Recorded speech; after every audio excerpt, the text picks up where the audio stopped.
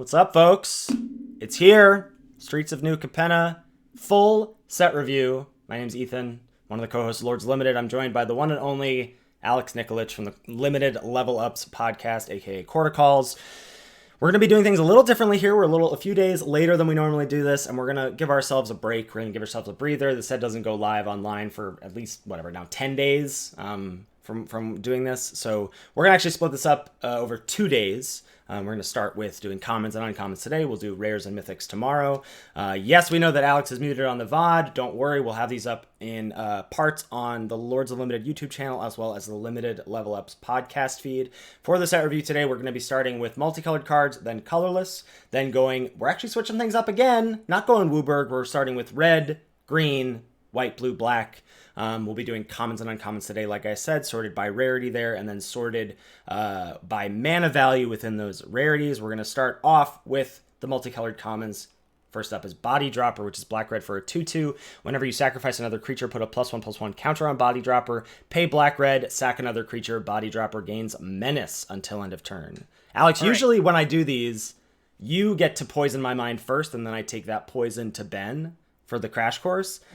Ben has poisoned my mind already, and now I'm going to bring that poison to you here in our set review. I love that. Yeah, no, I actually love the change of pace. It's very, get to break this up a little bit. So, you know me, Ethan.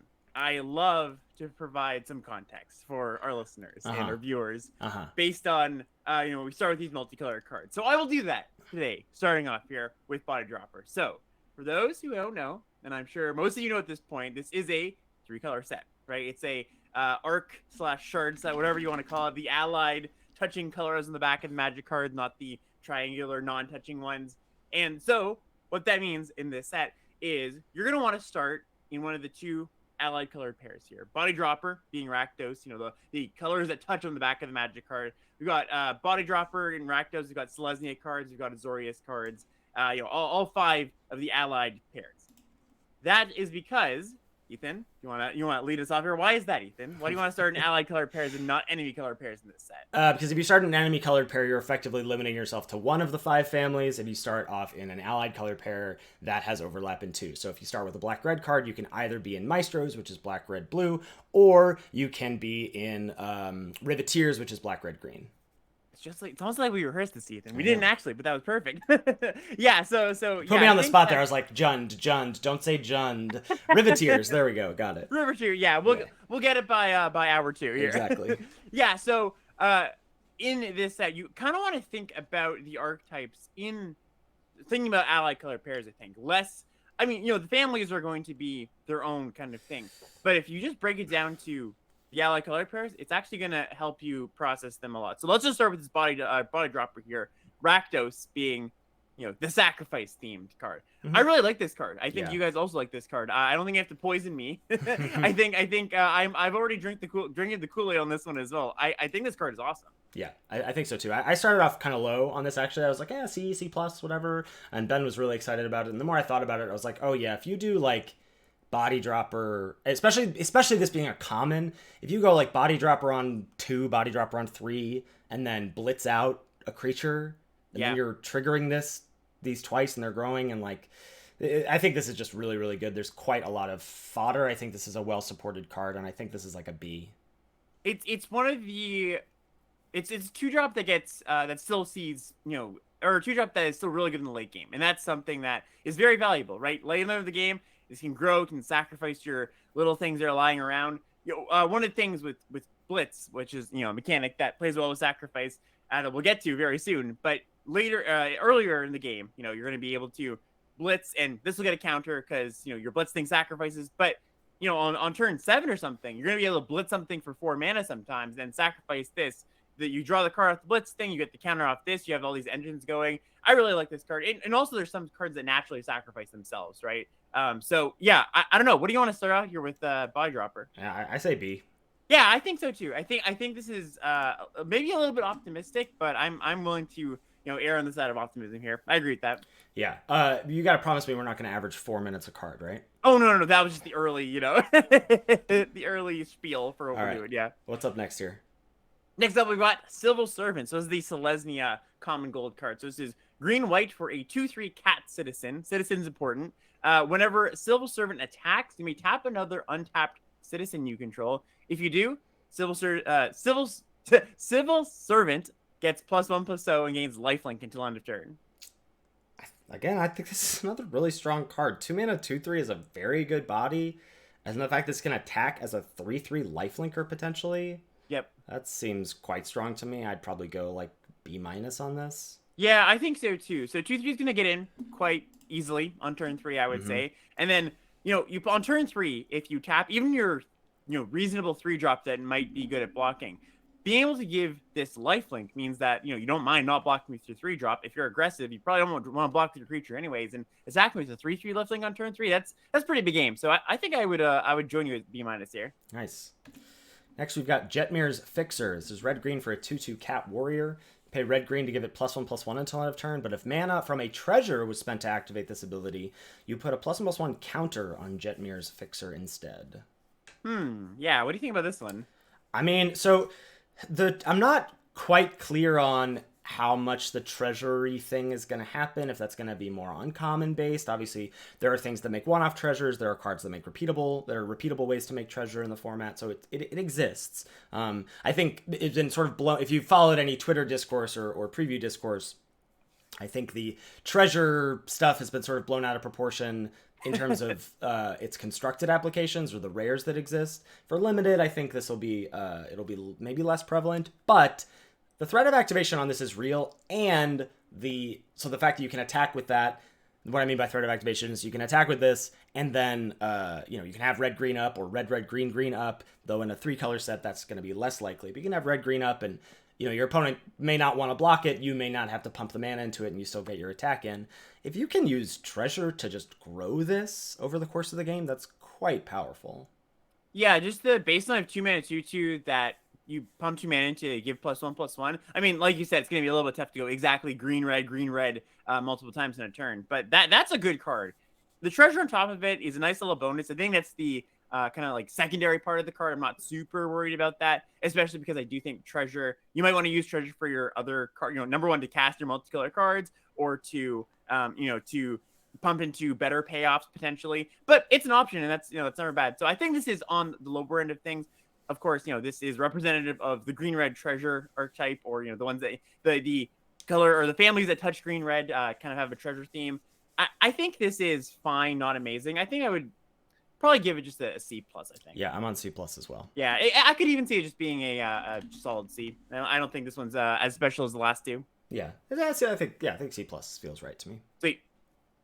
Next up, we've got Snooping Newsies. This is the blue-black one. It's a blue-black for a 2/2 human rogue. When it enters the battlefield, you mill 2 cards, and as long as there are 5 or more mana values among cards in your graveyard, the Newsie gets +1/+1 and lifelink. So it's going to be a 3/3 lifelink if you get those 5 or more cards of different mana values in your grave. That's a weird ability. That's the blue-black kind of sub-theme in this set. Once you have those 5 different mana values, and I don't know, what's your pulse on the ease of getting 5 different mana values in your yard? My instinct, or whatever my instinct is, I will suppress and just go with what I believe to be correct to do in these instances, which is trust R&D. Trust that if they're putting this on the card, sometimes I'll be wrong about that, but almost all the time, like this makes me think of what's it called? Delirium? No, not Delirium, but my feeling about City's Blessing, which I was like, you're never gonna get City's Blessing. It's gonna be so hard, and then it just wasn't. And that's what I look at this and I go, that's going to be hard, but it's probably not. And if this is seeded into the format, you've got the sack lands at common, so that's one of your 5 mana values as well. Like, I don't think you're going to have to do a ton of work for this. And the fact that this is, I mean, albeit slight on both ends, but both a payoff and an enabler, I think that's pretty solid. Like, I'd go C+ for a card like this. Yeah, so my gut says the same thing as you. I don't think it's going to be that hard to get 5 mana values in your yard. There's a bunch of mechanics in this set that help you do that with, casualty. There's connive. Connive as well. Yeah, it's going to be pretty easy to, I think, engineer that.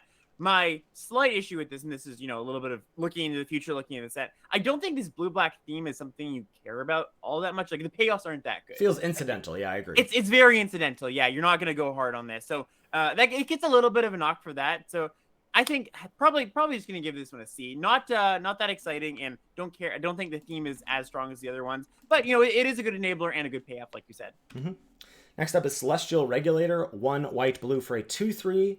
Angel Advisor with flying. When ETBs, you choose target creature you don't control and tap it. If you control a creature with a counter on it, this is white blue's theme of shield counters, +1/+1 counters. If you control a creature with a counter on it, the chosen creature doesn't untap during its controller's next untap step. Yeah, so this is representative of the blue-white archetype, which is counters. You have shield counters. You've got +1/+1 counters running around. This card's solid. So we saw, what was it, Frost Trickster in Strixhaven, and I think that card underperformed a little bit. It was 3-mana 2/2, but I also think people swung in the other direction a little too far. I think the card is actually quite good. 3-mana 2/2 flyer, tap something down. Now this card is not that card. It doesn't nose tap the thing down, and it is a 2/3, so a little bit of a twist there. But I think this is a solid card for a blue-white tempo flyer deck. That's kind of what the but nominally the blue-white deck is a counters matters deck. But I really think what it comes down to, it's just going to be like a tempo-y flyer deck, and this card is perfect for that kind of deck. Yeah, I think so. I mean, like, the last time we saw this was Strixhaven as with Frost Trickster, which was this effect, but as a 2/2, but you always got the thing. Mm-hmm. And that card wasn't that good in that format, actually. But I think the 3 toughness here is actually a big difference. Yeah, I one of the things that I looked at before is how often are you going to be able to get the tap down effect on turn 3 on turn 3 on curve. There's not too many things that put shield counters or +1/+1 counters on turn 1 or 2. I think there's only like 3 or 4 in this set, so it's not going to happen often. But it is still a really nice 1/2 punch on turn 5 or something, where you go like play my counter cards on turn 5, play this, play another 2-drop. You're still going to feel that. So I think this one's solid. I think it's about a C+. I agree. C+. Sweet. All right, next up we have a new cycle here. So it's a 3-color cycle. First one here is Rakish Revlor. So this is 2 red, green, white for a 5/3 Elf Druid Rogue. So it says, when it enters the battlefield, you create a 1/1 green and white citizen creature token. It's got this really strange line of text here that all the cards in this cycle have. So it's 2, exile the Revelers from your hand. Target land has the ability add red or green or white until Rakish Revelers is cast from exile. You may cast Rakish Revelers for as long as it remains exiled. So weird templating. The theme of this set is this set has weird templates. We're going to have to do some explaining on a lot of these cards. But just the simple way to think about this is, as long as this card's in your hand, you can exile it, make one of your lands turn into a land that can produce red, green, white. As long as it stays in exile, and then on turn 5, you can cast this card. It's a little bit of kind of I won't call it last resort fixing, but it's not great to have to spend 2 mana just to make your land tap for a certain color of mana, even though, if you need it, you need it. I think it is, less good than a land, less good than like a ramper or something like that. But if you need, if the game demands it, you don't have your red or something, you can do that. So the kind of downside of these cards generally is that they're all kind of overcosted for their mana cost, just slightly. Like, this one's actually one of the better ones on rate. 5 mana, 5/3, make a 1/1 when it comes in. But I think a lot of these we'll see are a little bit clunky-ish. So what do you think about the Rakish Revelers, though? Yeah, I'm not a huge fan of this cycle, to be honest. I'm reading chat, and just to remind folks, we are reading your comments. We'll just be not responding to them very much because of this being posted on various platforms later. Just try and keep it streamlined between the two of us. But I think the general thought of these, or the community at large, seems to be higher on this cycle than I am. I think your description of it seems great, so I don't need to belabor this much. I think a lot of these cards are overcosted. I think this feels like more of a necessary evil, but this isn't even close in my mind to the 2 cycles of common lands that we have as fixing. This, like you said, is like a fine rate. A lot of these are overcosted on the other side. I just think, like, generally in limited, you don't want to spend 2 mana doing nothing like this.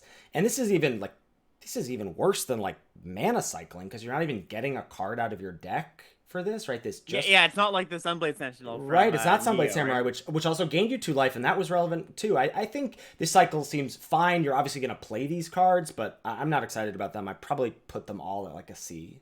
Yeah, worth noting that if the 2-drops are not very good in this set and people end up not playing them, these do get better, right, a little bit. Right. I just think you shouldn't rely on these for fixing. Don't go, oh, I've got 3 Rakish Revelers in my deck. I'm okay that I didn't pick up any dual lands. No, you're going to be sad that you didn't pick up dual lands still. That's still going to be quite a cost. So This one, I think, yeah, I'll probably put it at C. It's one of the better ones. Worth noting, the cabaret here, the red, white, green family, they do care about having multiple creatures enter the battlefield in a turn. Green, white, of course, like we saw, cares about the citizen token. So it's got some synergy. I actually do like this one out of the bunch, but it's still just gonna get a C for me. Next up, we have Spar's Adjudicators. This is 2 green, white, blue. This is a 4/4. When it enters the battlefield, target creature an opponent controls can't attack or block until your next turn, and it has the same ability to exile and cast it from exile, and turns your land into being able to tap for green, white, or blue. Kind of like a Bergstrider in a way, right? It's like lock the creature down for a turn. Sure, yeah. If that helps you. Yeah, it does help me, and I hope it helps other people. Like this is like a one-colored common from a set that came out a year ago. Hey, look, it's strict upside. It doesn't need any snow. That's true. So I mean, true.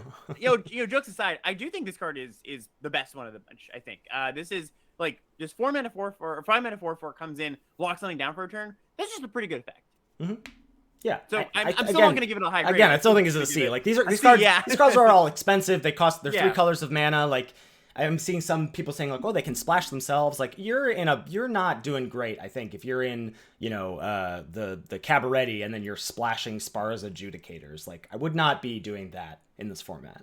Right. I think they have costed these in a way that they do not want you to do that. Right. They know. Oh, that's something people could do. You could just like it fixes for itself. I don't think you want to have to do that. I think it's just like this is supposed to go to the family member at the table. It's not supposed to be sniped by other people. Yeah.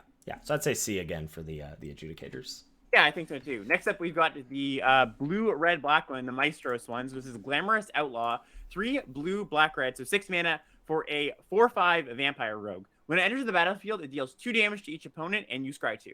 And it's got that, the mana fixing text, of course. Yeah, this one feels even more overcosted than the other 2 as a 6 mana 4/5. Deal 2 is whatever. Scry 2 is gonna be probably worth a card at that point, like bottoming a land or whatever.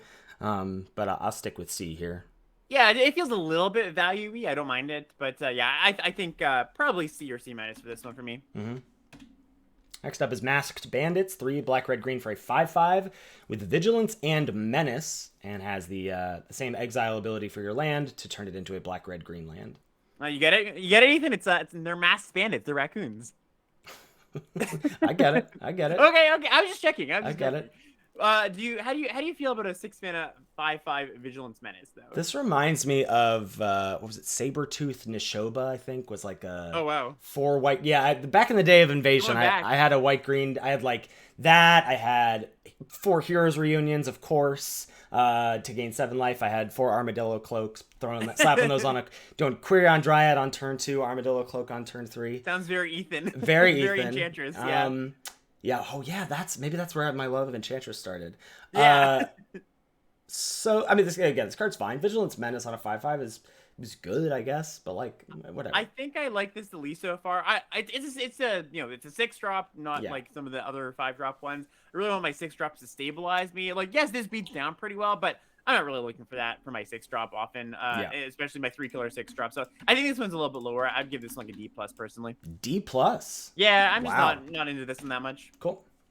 I also don't think I'm into this one as much either. I think the expensive ones do get a knock for me. So next up, we've got Shattered Serif. So this is the Obscura one, white, blue, black. It's 4 white, blue, black. 7 mana for a 4/4 flyer. When it ETBs, you gain 3 life. And it's got the land fixing text. I think the real important thing to hammer home about these cards, because I think you can trick yourself. I'm seeing some folks like wondering where our take on this is going to go. And like, these just aren't going to be like B grade cards, folks. Like, they're just not going to be important cards. And I think the thing that you can trick yourself into thinking when you read this is you go, oh, it's like a split card. Oh, there's like 2 halves, right? It does something good early and then does something good late. The problem is that the good early thing is still this card. You're not cycling this. You're not up a card. This is the card you get. Whether that card goes into exile or like enchants your land for a few turns before you cast it, it's still this card. It's not like, so you're putting a 7 mana 4/4 flyer in your deck, which you just would never do. I also think it's very easy in a gold set to look at gold cards and be kind of primed to be like, oh, it's pretty powerful. But if you just like put this on a monocolored card, I don't think you'd be that excited about this very much. No. Yeah. So this I think is probably like 7 mana 4/4 flyer. Woof. Like I would not.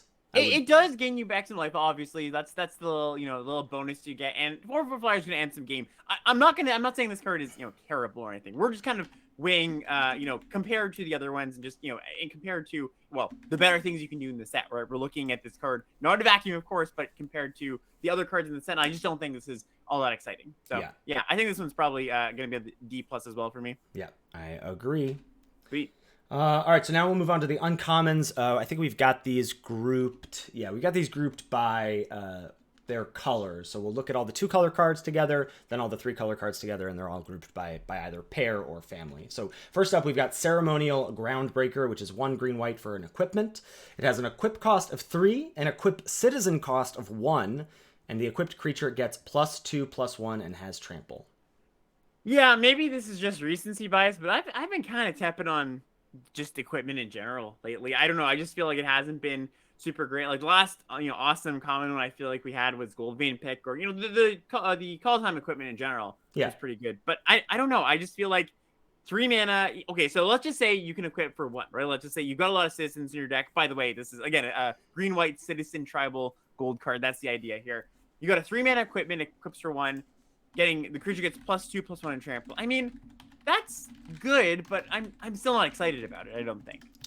I don't think so either. I'm like, this citizen thing is hard for me to wrap my head around. I know that's what the 1/1 tokens are, but like, I'm not seeing. I don't think citizen tribal is gonna be a thing. Oh, I think that's actually a real thing. I think you do? there's enough. Yeah, there's enough payoffs and enough. There's a ton of citizens, by the way. There's right. They're just scattered all over the place, just like citizens tend to be. But I think this card isn't. I mean, so if you've got keywords in your deck, right? Flying, lifelink, of course, that's the kind of stuff that you really want. You want to be augmenting your cards with keywords. I think it's not, to use the R system. I think this is not really a reason to. Oh no! Right? I'm not even sure it's a reward. I think it's a reward, just not like a very exciting one. So I think I'd probably just land on about a C for this one. Yeah, I'm on It's gonna be good. Well. If you've got a lot, if you've got a lot of tokens, like kind of paradoxically, this pairs well with tokens. You'd think this is a go tall. Tokens want to go wide, but you do kind of go do the suit up my token each turn, send it in as a 3-power creature. It does make things into real threats, right? Mm-hmm. But I just don't think it's all in that much of an exciting way. So I think I'm gonna give it about a C. Yep, I'm on maybe C a C well. minus. Yeah. Okay. All right, next up we've got one I am a little more excited about, Darling of the Masses. So this is 2 green-white for a 2/4 elf citizen. Other citizens you control get +1/+0. Whenever Darling of the Masses attacks, creates a 1/1 green and white citizen token. So that's pretty good. This is like the green-white card from Call Time a little bit. Yeah, a little bit like that. Yeah, I'm kind of into this one. What are your thoughts? Yeah, on this? I like this card quite a bit. I think this feels like B-y to me. This feels like reason to do a thing for me. Yeah, it's also got immediate impact when it comes down, right? It pumps your team when it comes down. It also, the 2/4 body is going to be nice in combat. So, this is often on when this card attacks cards, they have triggers or they have toughness where, they have an attack trigger and your opponent can often easily block it because it's like, okay, they don't want you to attack multiple times to get the trigger. But this does have a nice little booty here where it's just like a 2/4. It's not going to be able to get eaten too easily. So yeah, I'm a fan of this card. I think this is probably going to push into B- territory for me. Yep, agree with that. Next up is Exotic Pets. 1 white blue for an instant. Create 2 1/1 blue fish creature tokens with this creature can't be blocked. That's what the fish tokens do in this format. And then for each kind of counter among creatures you control, put a counter of that kind on either of these tokens. Okay, so the confusing templating continues here. So to break this down, you can't take, so say you have a shield counter and 2 +1/+1 counters. You can't bring all of them on. You can't go like, one counter on my one fish, another +1/+1 counter on my other fish, a shield counter on both fish. It's only up to 1. So if you have a +1/+1 counter somewhere, you can put that on something. That being said, and if you have a shield counter somewhere, you can put that. Right? Yes, sorry. You just can't double dip on. You cannot. On the same yes. Yeah. I don't actually think that's that. Well, maybe it is. I shouldn't speak. This one did not trip me up of the confusing things in the format. I was like, this makes sense to me. It did trip me up, so that's why I'm saying it that's here. Fair, I did fair. have to clarify. Yeah. So I mean, that being said, this card's just quite good. Yeah. Right. 3 mana instant speed, evasive 1/1. So you can you can ambush with them if you need to. End of turn, your opponent's not expecting you to take this damage. Comes in. Sometimes it's 3 power worth of unblockability. Even if it's not, just 2 power scattered across 2 bodies is really great. Yeah, I think this card is really quite powerful. What do you think you want to give this? I think it's probably in the B. I would go B- range for Yeah, myself. I think I'm gonna give this just a solid B, honestly. Yeah, I think this card's quite good. Yeah, there's a me too. ton of 1 toughness creatures in this set. Ambushing an X1 and then being left with an unblockable 1/1 is very real. Yes, you're gonna feel very, very good when that happens. Yeah. Next up, we've got Metropolis Angel, 2 white blue for a 3/1 flyer, Angel Soldier. Whenever you attack with one or more creatures with counters on them, draw a card. Yeah, I don't love that this is a 4-mana 3/1 flyer, but I do love that this can often just recoup a card immediately, right? Like, if you have a thing with a shield counter or +1/+1 counter on it, which shouldn't be hard if white blue is your base 2 colors. I think this is really strong, and I would go another B-. I'm going to go a little bit lower than that. I like the kind of haste ability. If it comes down, it does the thing right away. I don't, like you said, I don't love the 3/1 body. I think it's, very fragile. I do think, I think 3/1 body in the air, I think, is a lot different than 1 toughness on the ground. Right, yes. But, yeah. So yeah, the fact that you can't block with this, I do think, just does hurt a little bit. Like, you can't even block, it's not even a 3/3 flyer. You can't even block 2/2s or anything. Mm-hmm. I'm a little, I think when you get your card off of it, it's going to feel pretty good, but you're not even always going to be able to get an attack with your ground creatures, too, the turn that comes down. So True. I'm going to put this, I'm going to start this lower, actually. I think I'm just going to start with a C myself. Okay. Next is Tainted Indulgence. This is blue-black for an instant. Draw 2 cards, then discard a card unless there are 5 or more mana values among cards in your graveyard. Yeah, so this is a kind of okay payoff. I mean, late game, this being just a 2-mana draw, you kind of lose the efficiency on this late game, right? Right, because by late game, you're like, I could discard a card, and that would be fine. Yeah, you both, you could discard a card, and you could just afford to pay the 3 mana to get your divination like normal, Right. So how good is 2-mana instant, draw 2 cards, discard a card?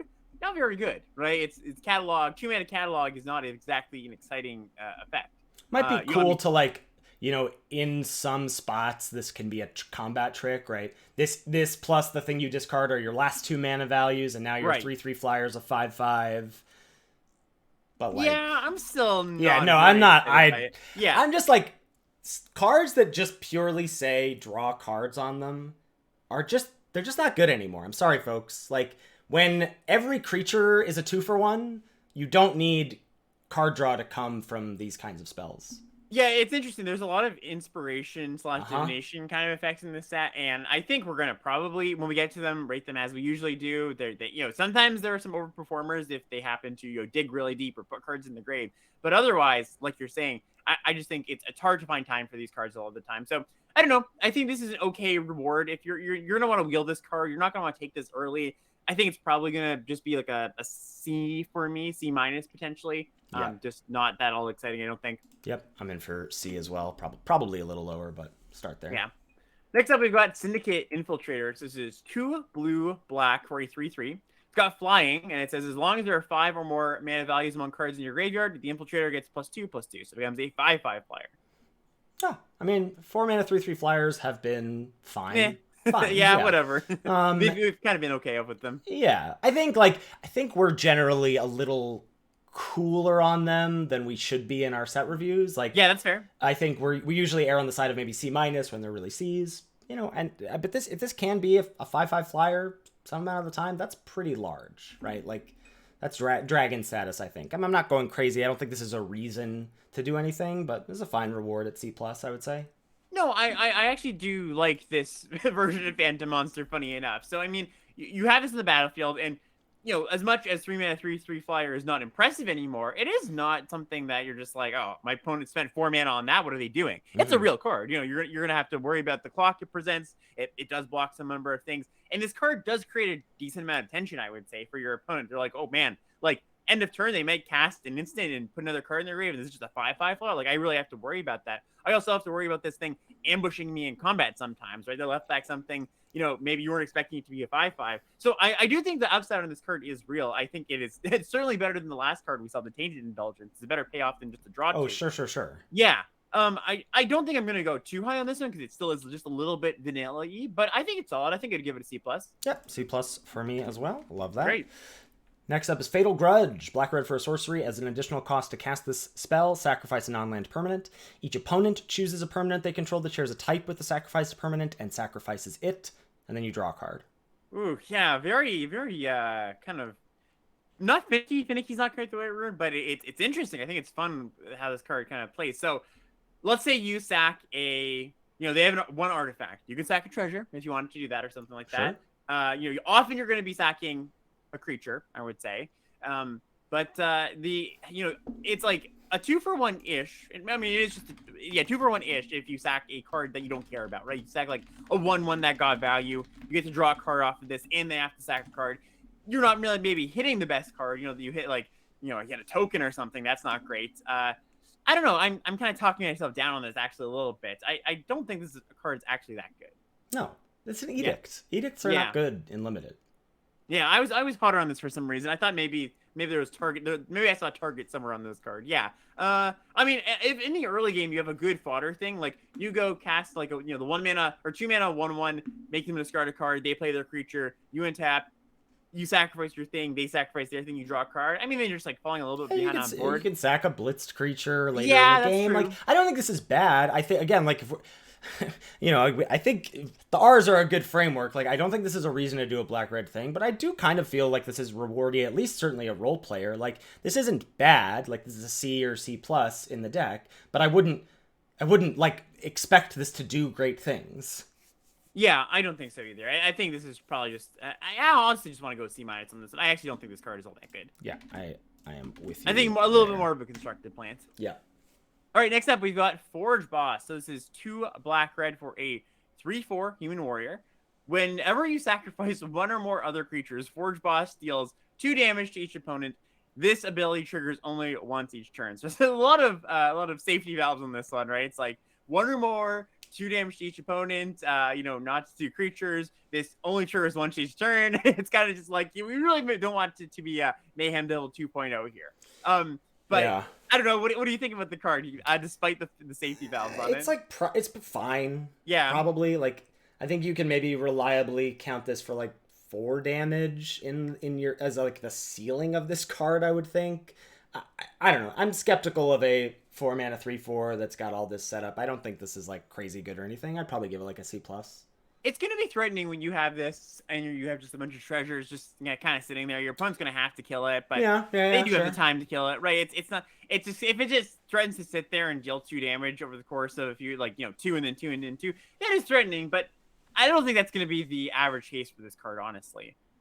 It does, kind of, it helps you with your blitz cards, right? Like goes like, okay, well, you naturally. Oh, it doesn't trigger it on treasures. Whenever you sacrifice 1 or more other creatures. Oh, creatures, yeah, never mind then. Yeah, never mind. Yeah, thank you, chat. Well, then, it makes me even a little bit sadder about it. It does work with blitz cards, though. That is nice, right? You just get to. Yeah. Each turn, each blitz card deals an additional 2. Yeah, I don't know. I don't think it's it reminds me a little bit of the Steelbreaker Champion. Like not on the card text, of course, is very different, but as a 4 mana 3/4 that kind of wants to be aggressive, but 4 mana 3/4 is not the best stats in the world for an aggressive card. So I don't know. I'm a little bit out on this one. I think I'll just give it a C. Yeah, that seems fair. Next up is Security Rocks, 2 red-green for a 5/4 Rhino Warrior, but you can pay red-green rather than pay the spell's mana cost if you cast it with just treasures. Yeah, so it's the allure of casting this for 2 mana is certainly something, and there are ways to do it as early as turn 3 in this set, which but 3 mana or turn 3 5/4 is not anything to sneeze at.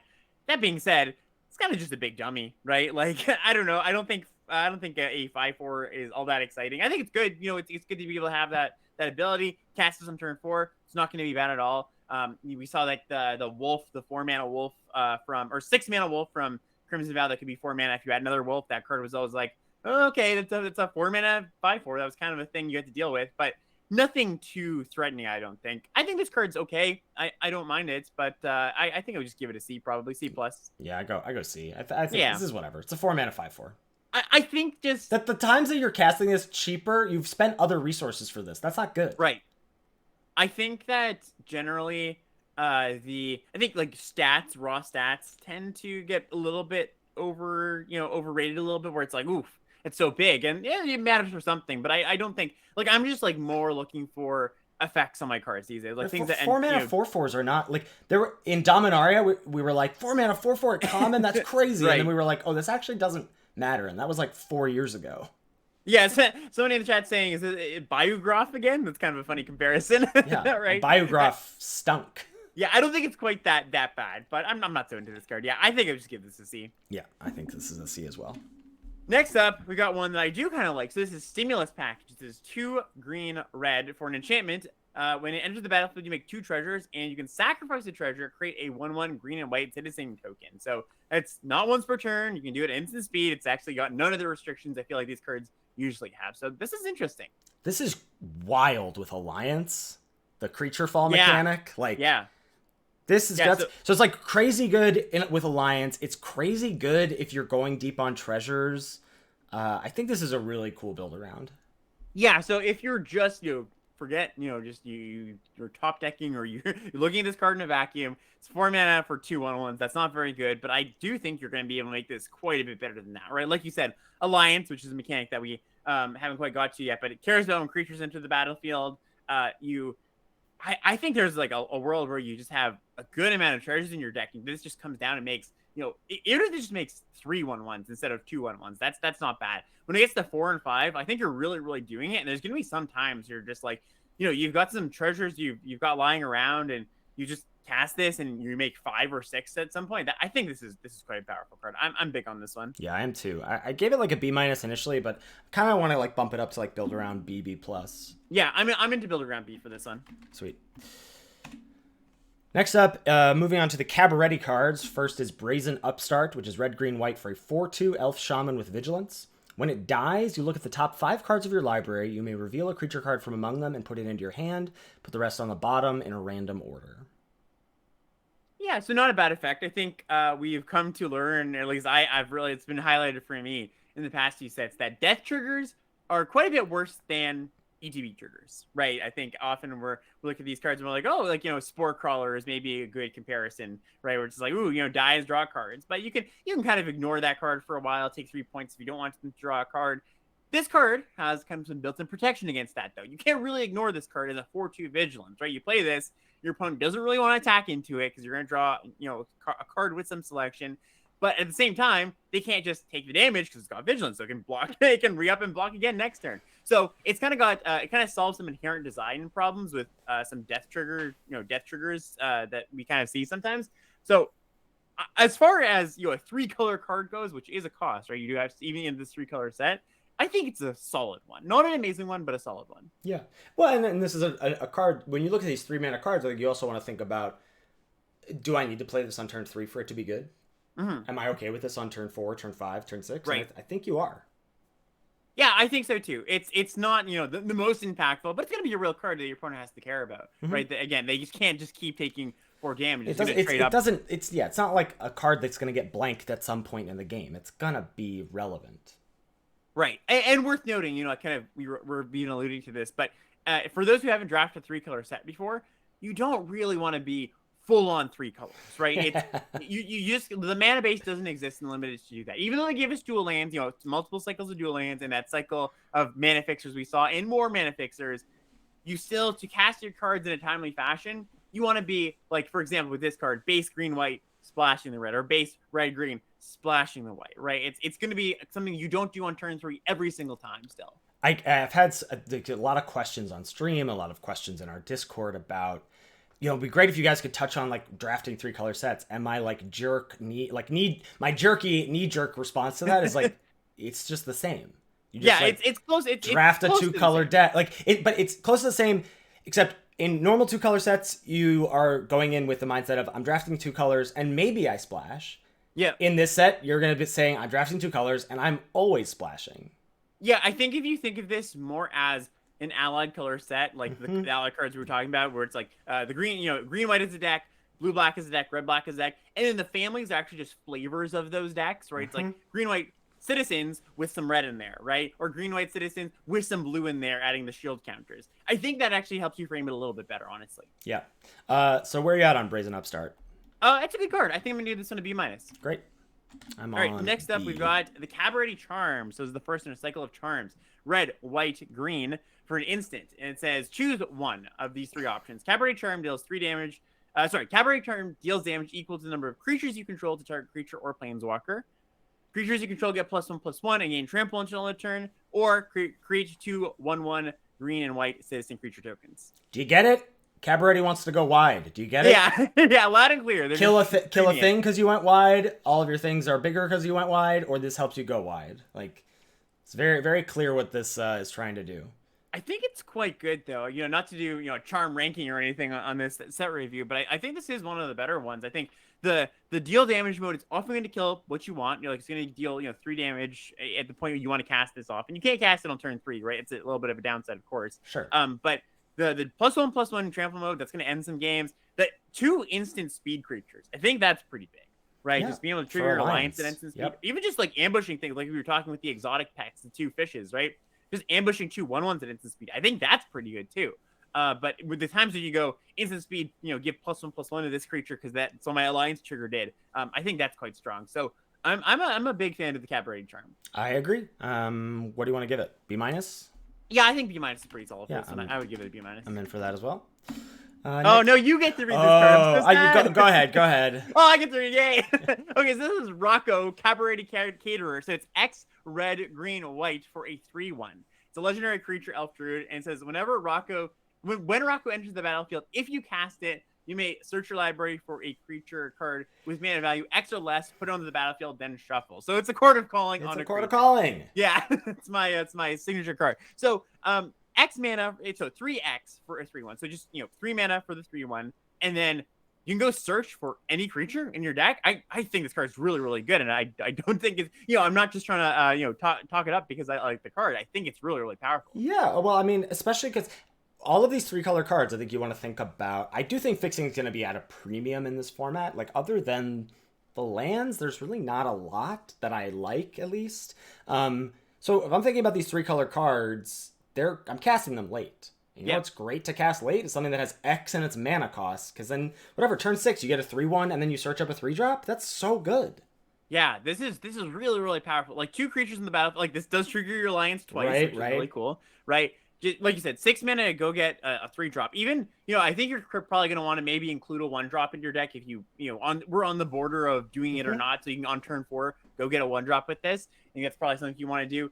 But I mean, in the late game, like the super late game, just getting your best card if you haven't drawn it yet, that's also very powerful. I'm really big on this, and there's even ways to buy this back. I think, yeah, I think this card's great. I would probably give this one a B. Yeah, I'm on B as well. Sweet. Next up is Disciplined Duelist, green, white, blue. So these are the broker cards. Green, white, blue for a 2/1 with double strike, and it enters the battlefield with a shield counter on it. This is our first instance of shield counters. So shield counters are a counter that go on a creature if it would be dealt damage, any amount of damage, or destroyed, you remove that shield counter from it instead. So if it's dealt lethal damage, if it's dealt damage period, if it's destroyed by a removal spell, remove that shield counter, and then it just sticks around as normal. I can promise you one thing, Ethan. I will not be calling them divine shields on this podcast. You've got some reprieve from the divine shield terminology. So let's talk about shields just quickly. I think it is tempting to look at these and say, oh, you get the creature twice, right? Because they have to kill it twice. But in some situations that's going to be true, right? Where it's just like they don't have a good way to kind of foil your shield counter. But imagine this, right? Just a hypothetical situation. You have a 2/2 with a shield counter. They have a 1/3. Their 1/3 blanks your shield counter, right? Because you attack in, they go, all right, block the 1/3, the shield's gone. To be fair, there are like no 1/3s in this set. Right, yeah, sure. But some analog to those stats. That is fair, Ethan. Yeah. So there's gonna be situations where the shield counter is a little bit doesn't quite do what you want. That being said, it's still a very powerful and annoying ability. Well, especially on this, it's very hard to imagine, like, sometimes I think you're right, that example of like a shield counter on a 2/2 doesn't matter. A shield counter on a 2/1 double strike, I'm just like, what do they do here where this shield counter doesn't get a real card? Right. Yes, exactly. They've really placed, they've kind of gone all out with this 3-color card here and put it on a card where it's very, very annoying on, because it's just so difficult to trade with a 2/1 double striker with a shield counter on it in combat. It's just gonna be really, they're gonna need a removal spell or a really large creature. 2 removal spells. 2 removal spells, yeah, and then in combat, right? It's gonna be really tough. So one of the things I'm a little bit like you were just saying with Rocco, where it's like, you're going to cast your 3-color cards a little bit later in the game, just because, by nature of sometimes you're not going to have the mana early. I'm a little bit tepid on the aggressive 3-color cards, just because that's just harder to do with, aggressive cards are time sensitive. You really, often you're fixing in casting these cards is tapped lands. There's a little bit of tension there in your aggressive decks. That being said, this is still just a good card, though, I think. Yeah, that's what I think, too. Like, I think this, again, much like the 4-2 Vigilance, it's hard for me to imagine this getting blanked. Like, if you play this on turn 6, I still think you're kind of like, oh, what do I do about this? Like, sure, yeah, and then, sure, if you have a 5/5, great. And plus, double strike plays well with just like any pump spells, any way to give evasion. I think there's a few ways to do that. So, also for a few few people in chat asking questions, we should clarify a little bit. Negative X counter, or negative X effects, just kill this. Exile, just kill this. There's a lot of ways to get around this with enchantment-based removal spell, or put this on the top of your library. It's not just all removal spells. You have to use 2 all the time. There are workarounds, but any damage-based or destroy ones that they will affect it. So where are you at on the duelist? I think I want to give it like a C+ probably. Yeah, I like C+ as well. Yeah. All right, next up we got the Broker's Charm. This is the green, white, blue charm, and it is an instant, as they all are. Choose one. Target creature you control gets +1/+0 until end of turn. It deals damage equal to its power to target creature or planeswalker an opponent controls.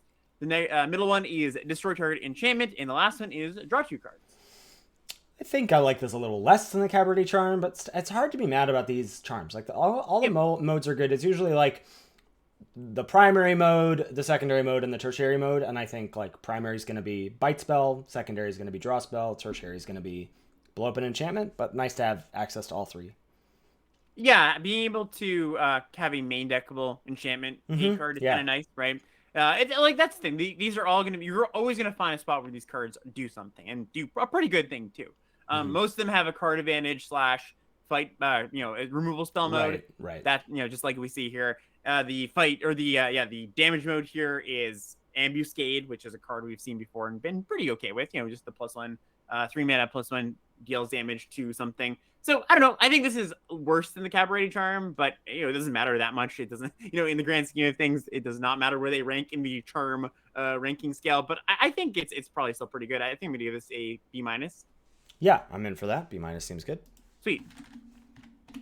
Next up is Lagrella the Magpie. Green, white, blue for a 2/3. Don't worry, Alex. I'll explain this card. This is a 2/3. When it enters the battlefield, exile any number of other target creatures controlled by different players until Lagrella leaves the battlefield. All right, explain this one to me, Ethan. When an exiled card enters the battlefield under your control this way, put 2 +1/+1 counters on it. So, for each player that exists in the game, so for limited, that will be 2 players, you can exile a creature they control. If you exile a creature you control, when it comes back, it'll come back with 2 +1/+1 counters on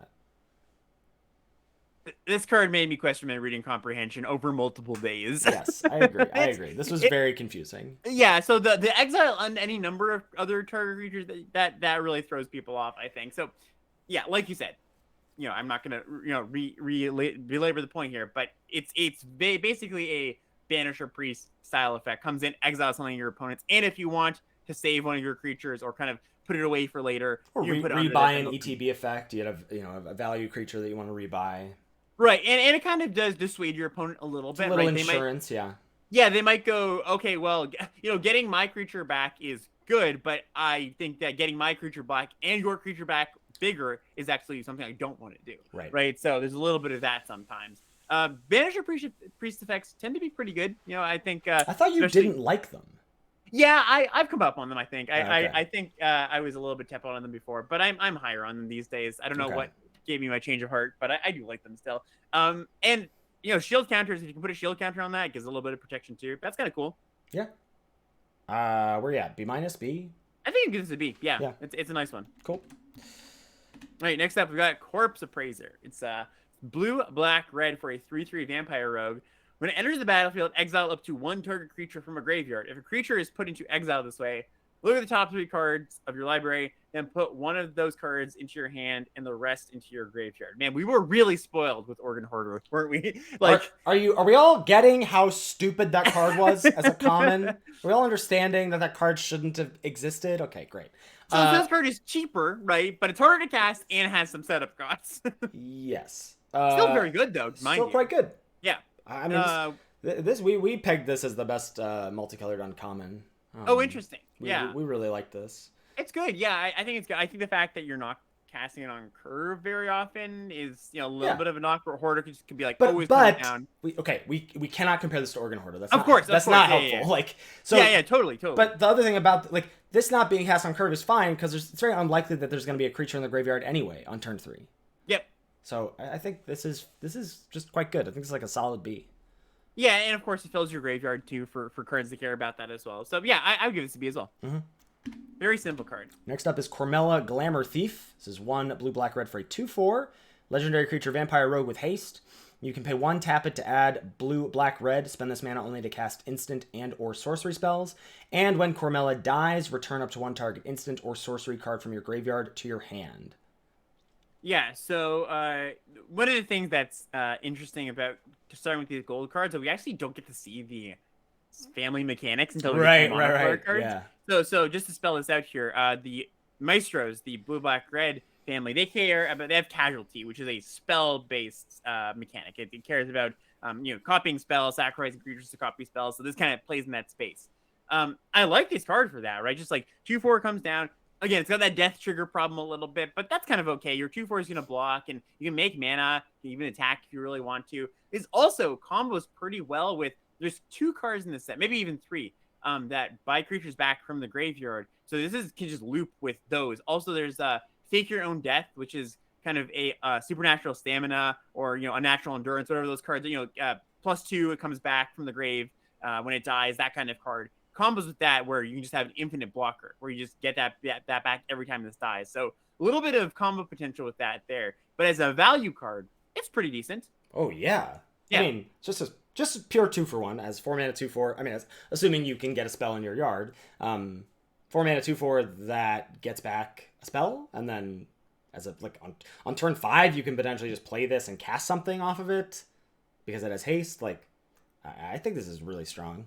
Also, to spell out casualty here, casualty is a spell mechanic that says when you cast this, you can sacrifice a creature, and if you do, you copy the spell.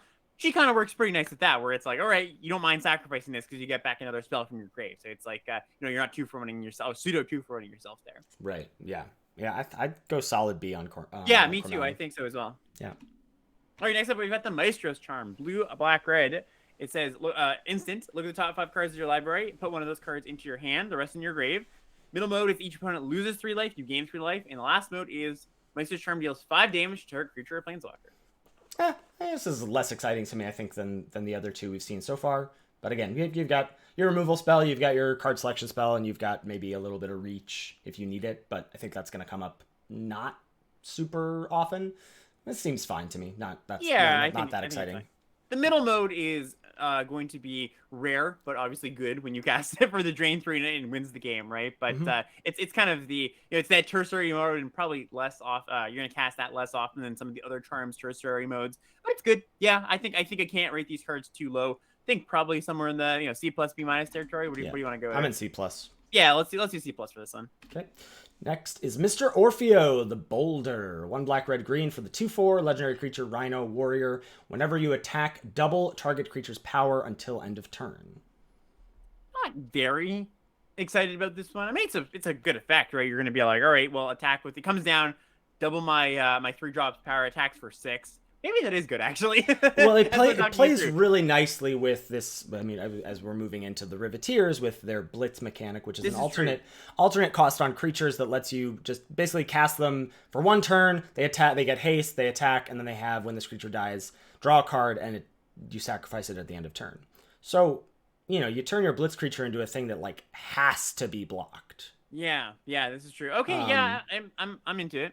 I mean, it's a 4 mana 2/4. It's not that exciting, but the fact that it does have an effect, like as you said, play it, and then all of a sudden your 3-drop is attacking as a 6/2 instead of a 3/2. It's not nothing there, and I don't know. I don't think this is crazy good. I'm not ooh, gotta snap this up. But I think it'll do some work. Yeah, the thing I'm noting about a lot of these 4-drop gold cards is they do have that kind of haste ability where it's just they come down and they do something right away. Maybe, right. Which I think is important. That's important to note that when you need your 4 mana cards, 4 mana plus cards to do something. They need to be special. And part of that them being special, them being above replacement potentially is their ability to impact the board the turn they come into play and not the next turn. It's almost like it hasn't entered the battlefield effectively. Yeah. I don't think I still think I'm going like C+ on this. This doesn't feel like a reason to draft Riveters to me, but I think it's pretty good. Yeah, I think so too. I've come up on the card a little bit. I agree with that. All right, next up we got the Riveters Charm. Red, green, black for an instant. Target opponent sacks a creature or planeswalker they control with the highest mana value among planeswalkers or creatures they control. Exile the top 3 cards of your library until end of turn. You may play those cards. And the last one is exile target player's graveyard. So the Exile Graveyard thing will be almost never come up. But for the Magic boomers out there who played Khans of Tarkir, this first ability was on a rare called Crackle with Power, right? Or Crackling Doom. Crackling Doom. Thank you. Crackle with Power is from Strixhaven. Crackling Doom, which was red, white, black for this ability, and then I think they also lost 2 life. But like, that ability is very good. Yeah. It was Soul Shatter we've seen more recently too. It's kind of similar. Yeah. So having that on a modal card, where it's just like that's not the only thing it does. That's pretty nice. Now, mind you, I think the other modes of this card, I think the that first ability kind of bites into the power of the other two.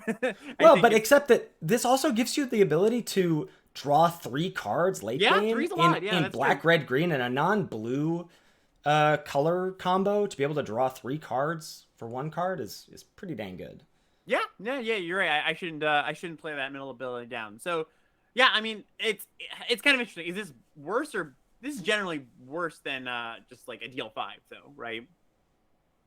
A deal like Maestro's like the Maestro's Charm ability. I think this is way better than Maestro's Charm. Oh, so I'm talking about the removal modes specifically. I don't think so. I mean, sacrifice creature they control with the highest mana. I guess that's fair, right? Like 5 is generally going to kill what you want to kill.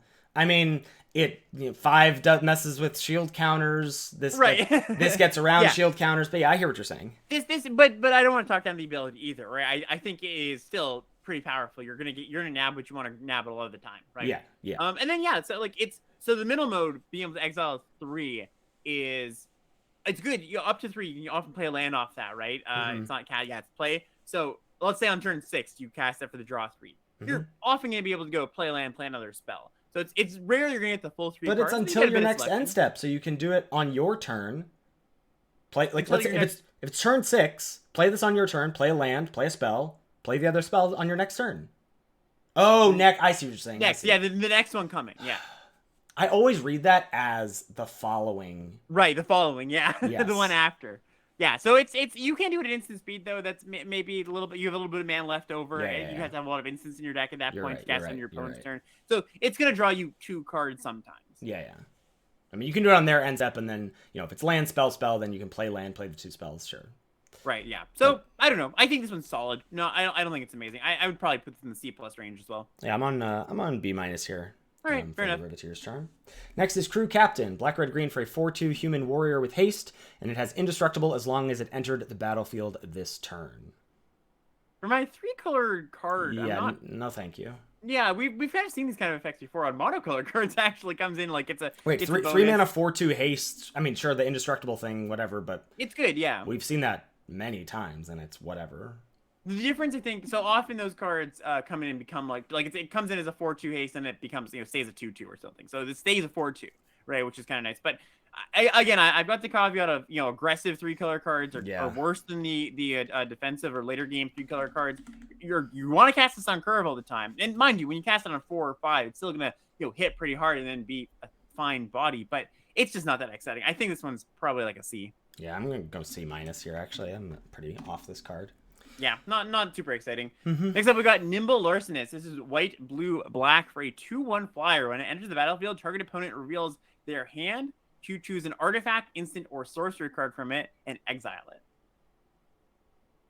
Yeah, this seems fine. Like, I don't know. I'm a little worried about, again, when I cast this on turn 5, turn 6, the body's kind of small. Do they even have anything left?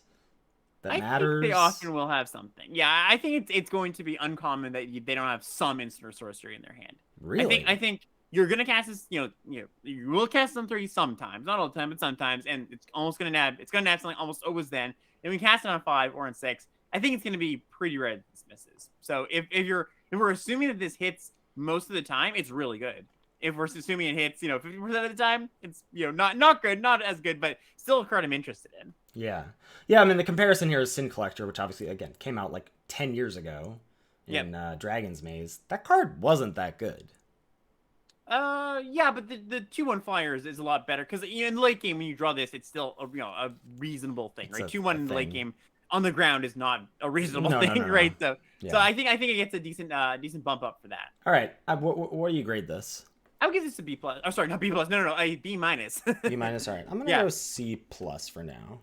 I think that's reasonable. I think it's reasonable to kind of cap it on that. We'll see where that lies. I think it could go another direction here. Obscura Charm is next. White, blue, black for an instant. Choose one.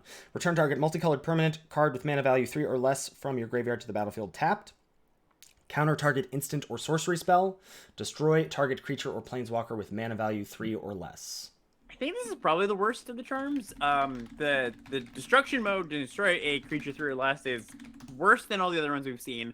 Negate or counter target instant and sorcery spell is it'll come up sometimes, but it's not going to be all the time, and it's not going to be awesome when you do it. Well, it's going to be fine when you do it. You're going to be happy when you do that, but it's not like one of the better modes. And then the return a multicolor permanent for mana value 3 or less to the battlefield. I mean, so you're not often going to be returning anything but an obscure card because this is a 3-color card. And there's a few good things we've seen. We just saw the larcenous. That's an okay thing to return, but at the same time, it's a pretty narrow band of things you can get back, and even still, that mode isn't amazing. And I don't like that it doesn't really scale with the game, right?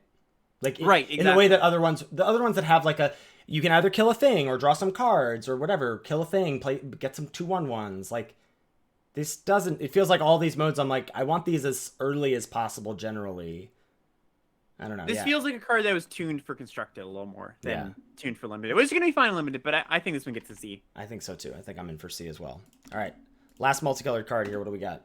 We got Quasar, Augur of Agonies, 1 blue, black, white for a 3/4 legendary creature. Whenever you draw a card, target opponent loses a life and you gain a life.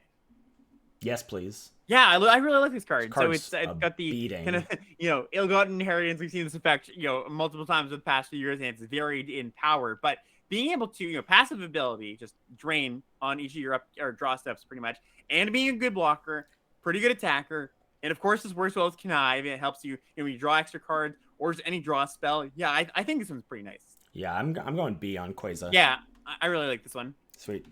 All right, that's going to bring us on to the multicolored cards. A card that I was actually kind of cool on initially, but I actually think might be pretty necessary evil. Ominous artifact cards, right? What's that? Artifact, yeah. Yeah. Ominous Parcel is up first. This is 1 mana for an artifact. Has 2 modes. 2 tap, sack it, search your library for a basic land card, reveal it, put it into your hand, then shuffle. Or 5 tap, sack it to deal 4 damage to target creature. Yeah, so why don't you clearly you have some thoughts on the card. Well, I just don't think there's that much fixing. And I think beyond the 2 cycles of common lands that we'll get to in a second, there's not much that I'm happy with. I think Parcel is actually gonna be, and the fact that it has some modes. So yes, this is Traveler's Amulet, but it's more expensive. But the fact that you also can use it to kill, it's not a bad draw late because you can use it to kill a creature. I think that's gonna add up to a card that I'm interested in.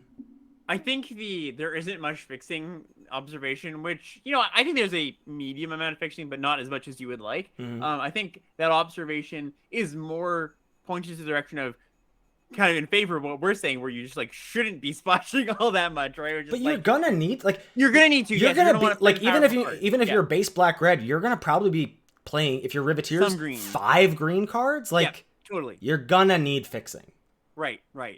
I think this is like a C. So clunky, I think this is a C plus. I think this looks clunky. I think in the context of this format, this is gonna be good. Oh, it's so I am loath to give this card a reasonable grade, but I think I'm gonna start lower than you. But I wouldn't be surprised if you're right here. I'm gonna go D on this one. I think this is last resort. This is better than that whole cycle of multicolored commons. Oh, I don't think so. This is definitely better than that. I think those cards are better. No way. Interesting. No way. Yeah, I think you're paying a little bit much of a cost here. Too much of a cost. Yeah. This is an actual split card where those are not actual split cards. This actually says early in the game, go pull a land out of your deck, or late in the game, kill a thing. Whereas those say early in the game, discard a card from your hand, and then late in the game get a clunky creature. Yeah, that's a good split card. Don't you like that split card? Yeah, I love that split card. Okay. Okay, you're talking me up a little bit. Sorry, what did you want to give us? I said C plus. Wow. Okay. Yeah, I do agree. Okay, so I don't know exactly where this lies compared to those other fixtures we saw, the creature fixtures. I don't want to give a judgment call on that just yet, but I still think this is not great. Whoa. You don't want to give a judgment call? I know, right? The take master himself doesn't. Wow. I don't know. Where's Alex? I know. All right. So, I mean, I'm going to start low on this. I think I'm going to give this a D plus. You talked me up to D plus, but I could be very wrong. I think you're wrong about this one. All right. I will love to eat my humble pie when this comes out as the the golden. Yeah, we know that Alex loves to go. You were right about this card. Words he's literally really never uttered in his life. Okay, what's next? No, I do all the time. Yeah. Sure. All right. Next up, we've got Gilded Pinions, 2 mana for an equipment artifact. When it enters the battlefield, make a treasure token. Equipped creature has flying and equip 2. So this is very reminiscent of, what was the card called from AFR? The Thieves' Tools, right? The Thieves' Tools, the thing that made something unblockable, made a treasure. Which I know you were kind of a fan of. At least at the beginning of the format. I'm not sure where you ended on that card, but what are your thoughts on the Pinions here? I'm not. I mean, Thieves' Tools did a lot more. There were like a lot of on-hit effects, especially something like Wanti Malison, like. It was very good in the Venture decks in my mind. I don't see that being necessary here, and I think sure you can think about the upfront cost being like, well, it's really only 1 mana to cast because you get your treasure, and obviously treasures are good. Maybe they fix or whatever. Equip cost of 2 for just flying, no boost in power and toughness, no in Strixhaven we saw this, but at least to let you loot when you connected. I'm not interested in this. Yeah, my mind goes to Treasure Deck, which is green, red, big stuff, which puts it, I put my flying equipment on my green, red, big stuff. Sure. But I don't think that, like, I am personally, like, I've not been a fan of these kind of cards, like this and the Cobbled Wings. Like, I think they're medium, like sideboard cards, sealed cards, maybe, but I don't think these are particularly aesthetic. I'm just going to start. This is a D, I think. Yeah, I'm in for D as well on the Pinions. Next up, we've got Halo Scarab. This is 2 mana for a 2/1 artifact creature insect, and you can pay 2 to exile it from your graveyard to create a treasure token. Yeah, this one has my got my interest. I'm not exactly sure if it can hold it, but it's got it. Yeah. It's an okay blocker, like just like roadblock-ish kind of card, and then it does create a roadblock. Yeah, it's a roadblock. Just block. Just says no attacks. Blocking the road. This is a speed hump at best. a little divot in the road. Yeah, I mean, okay, sure. But your opponents are not going to mind trading with this. They're going to be okay attacking into this still. So I don't want to say this is like moat or anything. Mm-hmm. But I do think moat. Okay. I do think that trading this off and then getting a treasure at some point, I guess you're paying for the fixing, right? You're paying 2 mana to get the treasure out of your, but maybe you can have a use for the treasure. You also maybe mill it in some blue-black deck. I don't know. Maybe I'm trying to find connive it away. Like it's not bad, but this is the definition of filler. Like so you want to go you see this in a deck and you're not like what went horribly wrong here, but you're also like you're not ever gonna see a deck and go, if only I had 1 Halo Scarab, then I'd really be doing it. Like this is a D. Yes, I think so too. It shouts out to me as a little bit gluey, but yeah, I think we're probably just gonna land on D there. Yeah. Next up, we've got Chrome Cat, 3 mana artifact, 3/2. When it ETBs, you scry 1. Again, more filler. More filler, yes. This is like the filleriest of filler. Filleriest of filler. Also a D. Yeah, I agree with D here. I'm interested to get your thoughts on these next 2 cards. Yeah. Quick Draw Dagger, 3 mana for an artifact equipment with flash. As I saw on Twitter, this is Embercleave at home. When it enters the battlefield, attach it to target creature you control. That creature gains first strike until end of turn. Equipped creature gets +1/+1, and it has an equip cost of just 1. Yeah, so combat tricks that stick around, right? You cast it, you win the combat, your creature remains buffed. Those are powerful. Mm-hmm. I think that 3 mana +1/+1 first strike is not the most impressive thing. So like compare this to just 3 mana +2/+2 aura flash. Mm-hmm. Like we've seen that before. Even story we saw in the last set, which let's not talk about story weave, but we've seen spots where that kind of card has been good. The 3-mana come in flash +2/+2 aura. I think this compares unfavorably to that card. I think yes, you get to keep this equipment around to move around at some point, but I don't think that's all that exciting. Maybe, I don't know, one mana to equip is kind of appealing. Yeah, so I don't know. It does die into a short sword, right? It dies into a short sword. The short sword generally has been good in like the last couple of years. I'm of two minds about this because the creature sizing in this format on face value is a ton of like 2 mana 2/1s, 3 mana 3/2s. This is the first set, I think, since we started doing the Crash Course stats where the average power is higher than the average toughness. Like only slightly, but it's the first set where that's happened. So the +1/+1 and first strike part of this, I think, is going to be good. I wonder if in a format of 2 mana 2/1s and 3 mana 3/2s, +1/+1 is not actually going to be that good, right? Because the one toughness boost is still trading with the same kinds of creatures, right? Yeah, everything is trades off. Yeah, interesting. Yeah, I'm going to start low on this. Like I think just like your eye is drawn to, and you and Ben's eyes are drawn to, ooh, this could have potential. I think so too.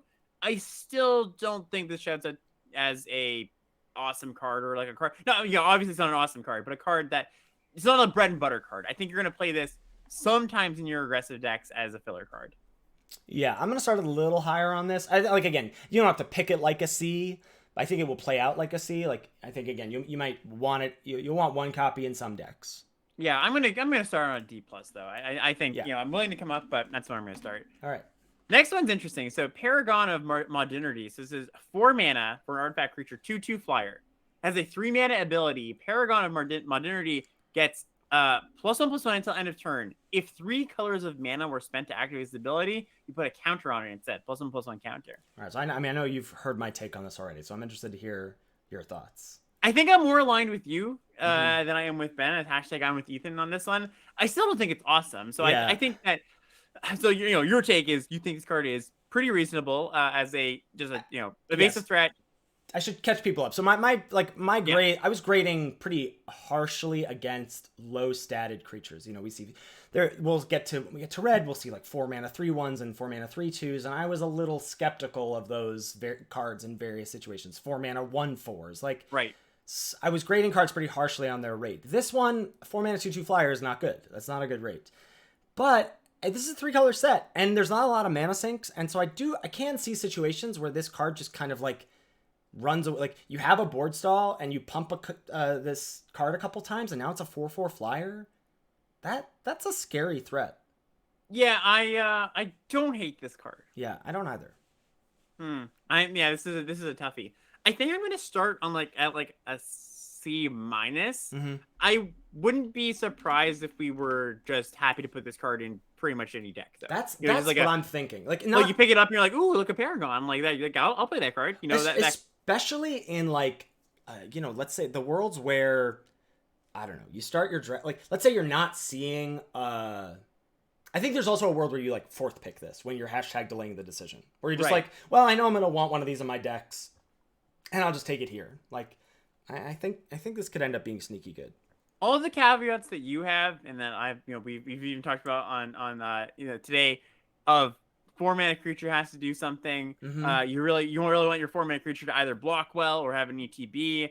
This doesn't do that, but yeah, man, does it get out of hand kind of quickly if they don't have an answer? Which maybe is not the best argument for the card in this modern age of limited, where it's not even like they can just race you. It's not like this is gonna take over the game and there's a ground stall all the time. But yeah, I've got my eyes up for this card. I'm gonna start low. I think I'm gonna still start at like a C-, but okay. I think it could go up. Yeah. Moving on to the uncommons, we've got Arc Spitter. This is 1 mana for an equipment. It has an equip cost of 1. Equipped creature has 1. This creature deals 1 damage to target creature that's blocking it. So I think a lot of people see this card and go, ooh, it's exciting. Like it's going to be really annoying for the opponent. I think it's pretty bad though, because this really essentially says really bad. It says target creature or equipped creature is unblockable if my opponent wants it to be. Right? That's really what it is. Because if they don't want to lose their creature, they go, okay, take the damage. Like, no problem. If they can't take the damage, they go, okay, put my creature in front and you have to pay some mana. Both of those situations are not very good for you. Yeah. I think this card... I mean, I gave this a D initially. I think I would just give this an F. Yeah, I think this is an F too. It's just there's gonna be spots where you're like, oh, that's kind of annoying on the upset side of the table. But I think you're gonna be very sad when you have this card in your hand. You're not gonna like the feeling of the card in your hand. I agree. Yeah. Next up, we got Cement Shoes. Single mana for an equipment. Equipped creature gets +3/+3 and has at the beginning of your end step, tap this creature. The equipped creature doesn't untap during its controller's untap step, equipped 2. So, like, we've seen these kinds of effects before, does a big thing, but has a downside in terms of not untapping. But you could then move it, right? You could, like, do it on your creature. That creature's not going to untap, then move it to a creature that was untapped already to sort of mitigate that downside. You can't even do that with the shoes, right? Right, yeah. It's a very, very slow over the course of a few turns, like, this is some number of stats amongst all my creatures, but Yeah. it's the definition of clunky here, as Cement Shoes tend to be. Yeah, for sure. Yeah, I think this is also probably just an F. That's my feeling too. Yeah, there's a lot of like weird, cute equipment that is flavorful, but not very good. Set, I think. I agree. Next up, yeah. this is a card that I love. I think I love too much. Which is very weird for my my brand, but this is a Suspicious Bookcase. 2 mana for a wall. It's an 0/4 defender. 3 tap. Target creature. It can't be blocked this turn. Yeah, I mean, this is probably gonna be good. I mean, part of the chatter here, I'm seeing a conversation between a couple folks in chat about, like, how much are colorless cards going to be necessary in a format where like where we're waiting for our 3 colors to come together. And someone saying, well, if Colin's block taught us anything, it's that, yeah, we do need that. That's why Morph was so good, right? You're just like, okay, at the very least, I'm going to get to spend 3 mana on my 2/2, and then I'll eventually be able to get my 3 colors of mana to flip that card up. Yep. Is a 2 mana 0/4 that's colorless going to be worth it? I don't know. Yeah, I think the difference there is that the Morph cards were good, and these colorless cards are mostly bad. Yeah. Like you're not... The idea was, okay, I can play this kind of below rate thing early when I don't have my colors, this colorless below rate thing, and then eventually when I find my colors, it becomes a good thing. But a lot of these colorless cards have not been that. This one may be a little bit different. So this card always plays a little bit more awkward than you might think, because you're trying to... It's like a defensive card where later in the game you can sneak in some damage. But then it's like, okay, well, I'm trying to be defensive. You're often like at a parity situation, and you have to tap this and the creature that's attacking and pay 3 mana. So it's not, it's not awful by any means, but it ends up being a little bit more awkward than you might expect it to be. Overall, I don't think this is going to be a card. I think you're going to wheel this card a lot. I think it's going to be one of the last cards in the pack. You can take it in your more defensive decks. I don't think it's great. I think it's probably just going to be a D+, as much as I like the card. Yeah, I'm in for D+ as well on the bookcase. Sweet. Next up, we've got Scuttling Butler. 3 mana for a 4/1 construct. At the beginning of combat on your turn, if you control 2 or more multicolored permanents, Scuttling Butler gains double strike until end of turn. Yeah, I mean, 4/1 double strike for 3 is definitely a appealing stat line. How often are you going to get that? Not that often, especially... Well, I was going to say not early when it matters, but 4/1 double strike is still going to matter, on turn 5, 6, 7, 8 too. So let's just assume it turns into its, final form of the 4/4 double or 4/1 double strike on turn 5. How happy are you about that? I don't know. At 1 toughness creatures in this format are such yikes. Yeah, it kind of just sits there doing nothing for a while as it, skirts around citizens and stuff, right? Yeah, I think this is probably fine. I don't know. It's hard for me to evaluate this. I think this is probably just like a C, C-. I think it's like a C-. Yeah, just very, very filler. You could put in your deck. Sometimes it's going to do things. Like, it's going to do some things in games sometimes, but in the draft, you're never going to want to take it highly. Mm-hmm. All right, and our last colorless card here is Brass Knuckles. 4 mana for an equipment. When you cast this spell, copy it. So you get two of these. Equipped creature has double strike as long as 2 or more equipment are attached to it, and it's equip 1. Very flavorful, very cute, but I don't think it's all that good. Yeah, maybe. I mean, it's 2 mana to give double strike is what it comes down to. And a 4 mana upfront cost. Yeah, that is a very large upfront cost. I say no to the Knuckles. I give him a D. Can you imagine if your opponent kills one of these? Oh God, yeah. This kill one of the Knuckles, and you're like, all right, well, yeah, I guess I have this dark steel ingot just lying around. Just wait to draw your arc spitter. Exactly. Yeah, I think this is probably like an F as well. Yeah. Oh, you're on F. Wow. Okay. Yeah, I just think it's whatever. We got a couple lands to chat about here. First is a cycle of draw lands. So here, for an example, we have Botanical Plaza. Enters the battlefield tapped. You can tap to add green or white. So these are the allied color lands. And you also pay 2 green, white, tap it, sacrifice it, draw a card. Yeah, these are good. I mean, you're gonna take these highly. We've Yes. been talking about fixing for the past hour and a half. You're gonna want to take these allied color dual lands because they play in two families, right? This Botanical Plaza plays in Cabaret, and it also plays in the Brokers as well, right? You can take these early and feel good about the fact that they're flexible picks. Yep. If this draw card text was not on it, it would still be a very high pick. You're gonna want to take these in the second, third, fourth, fifth range. You're gonna first pick these cards sometimes. Yeah. I can guarantee. I started off with these lands and the sack lands coming up next as C pluses, and then after seeing the sort of dearth of fixing, I think they're B minuses. Yeah, I think I can buy that. I think there's like, I think there's not. So compared to like Construct here, sorry, we're going way back for those who have not played that set. But do you think there's more or less fixing in this set? Well, the fact that you don't get the uncommon tri-lands is a big hit. But you were guaranteed a land in the cons packs, right? You were guaranteed, like you knew that. I don't think so. I don't think they had that technology in place. They didn't? No. Okay.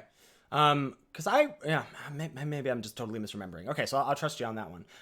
But I think it's tough to know because you had 10 possible lands at common in that format. You have 10 possible lands in this format at common. Right. Then you have no uncommon lands. Yes. Right. So less fixing, right? All the fixing is just moved to common. I think is where there are a few more cycles at common. No. Well, the creature fixtures, the exile card from your hand, right? Yeah, if we're assuming that that's fixing, which I am not, I'm assuming that card is garbage, then yes, sure. Then you have 3 cycles of fixing at common, or 3 cycles of 5 fixtures at common in this format. But also worth noting that these lands are not in a land slot, right? They are just commons. No, they're just commons, yeah. You could see 3 of these in a pack, potentially. So, yeah, something to think about. So, I mean, yeah, I think jury's out on how much fixing there actually is. It's also, that's also just not a helpful, like, so exactly, if we said more or less, that just doesn't help. That's sorry, a nugget of information, but it's not actually grokkable. No. I was only asking because you've been saying there's not a lot of fixing, and I hadn't felt that looking at the set. Just my initial impression. So I'm not sure. That's just something we're gonna have to suss out as we go. I just wanted your baseline, how you felt about it. Sure. Gotcha. Yeah. So this card, let's just go back to these lands here. Quite good, like we said.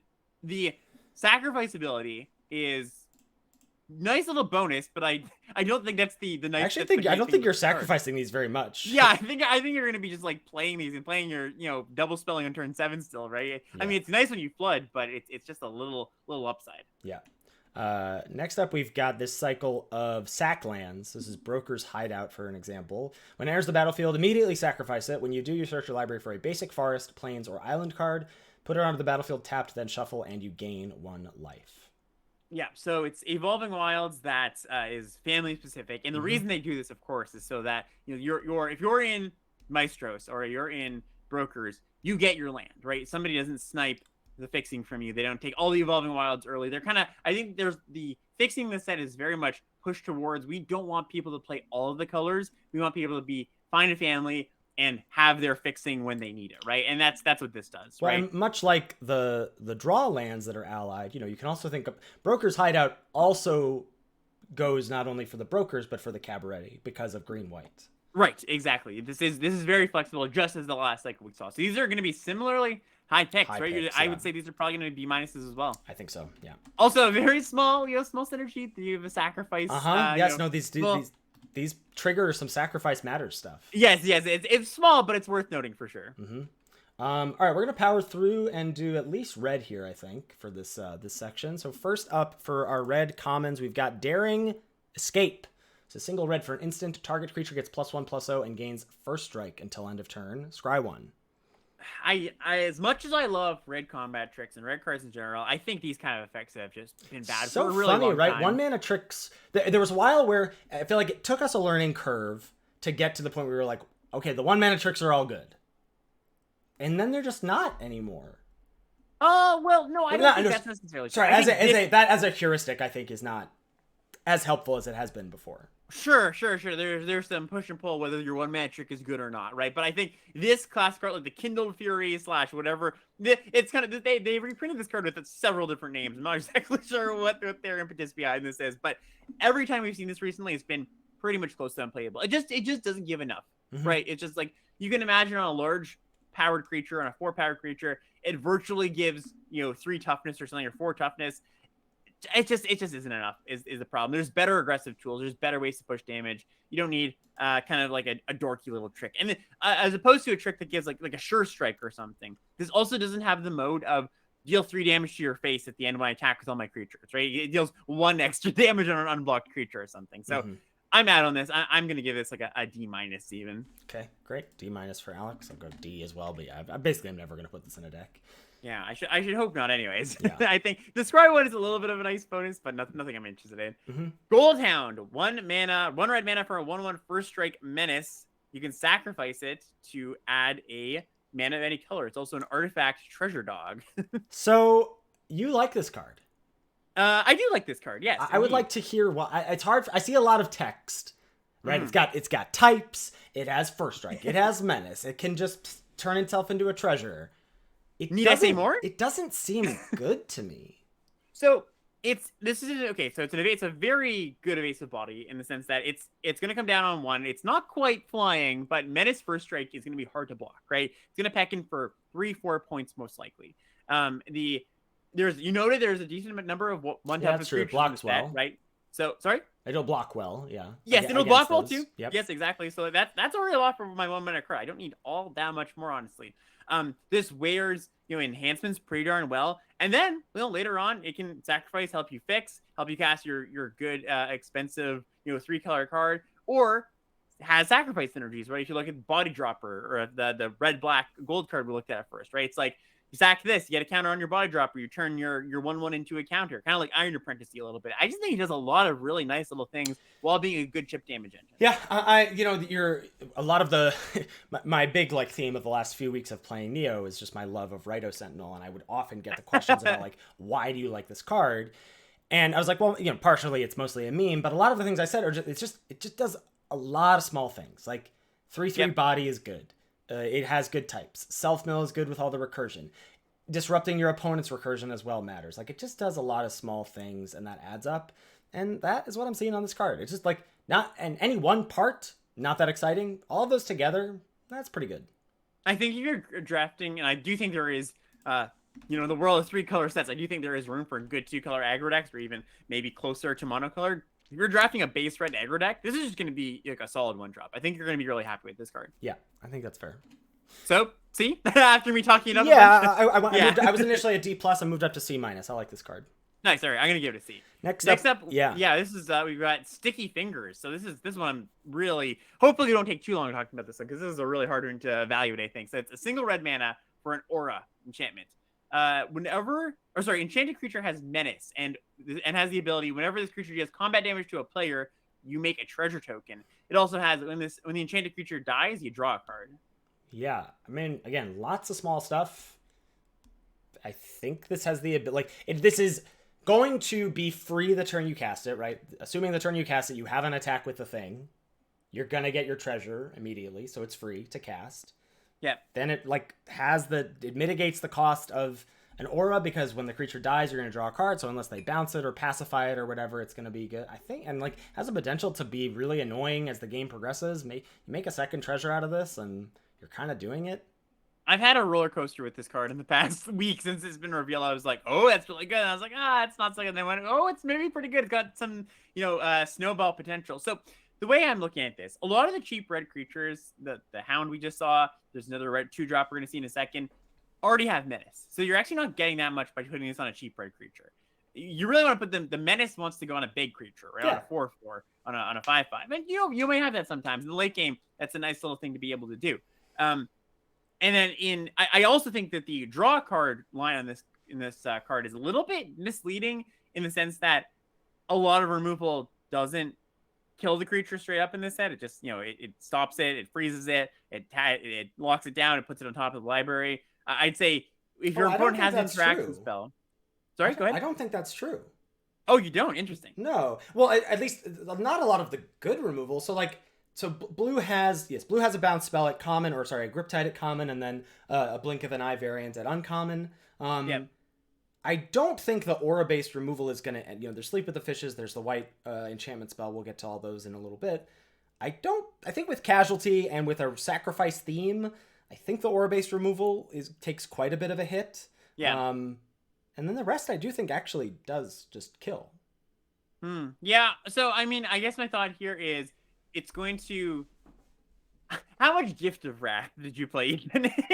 Very, very, very seldomly did I play Gift of Wrath. So yeah, I played quite a bit of that card near the end of the format, and while there wasn't a lot of ways to punish that card, usually you had to, it says that he was even better because it said leave the battlefield, yeah. Right.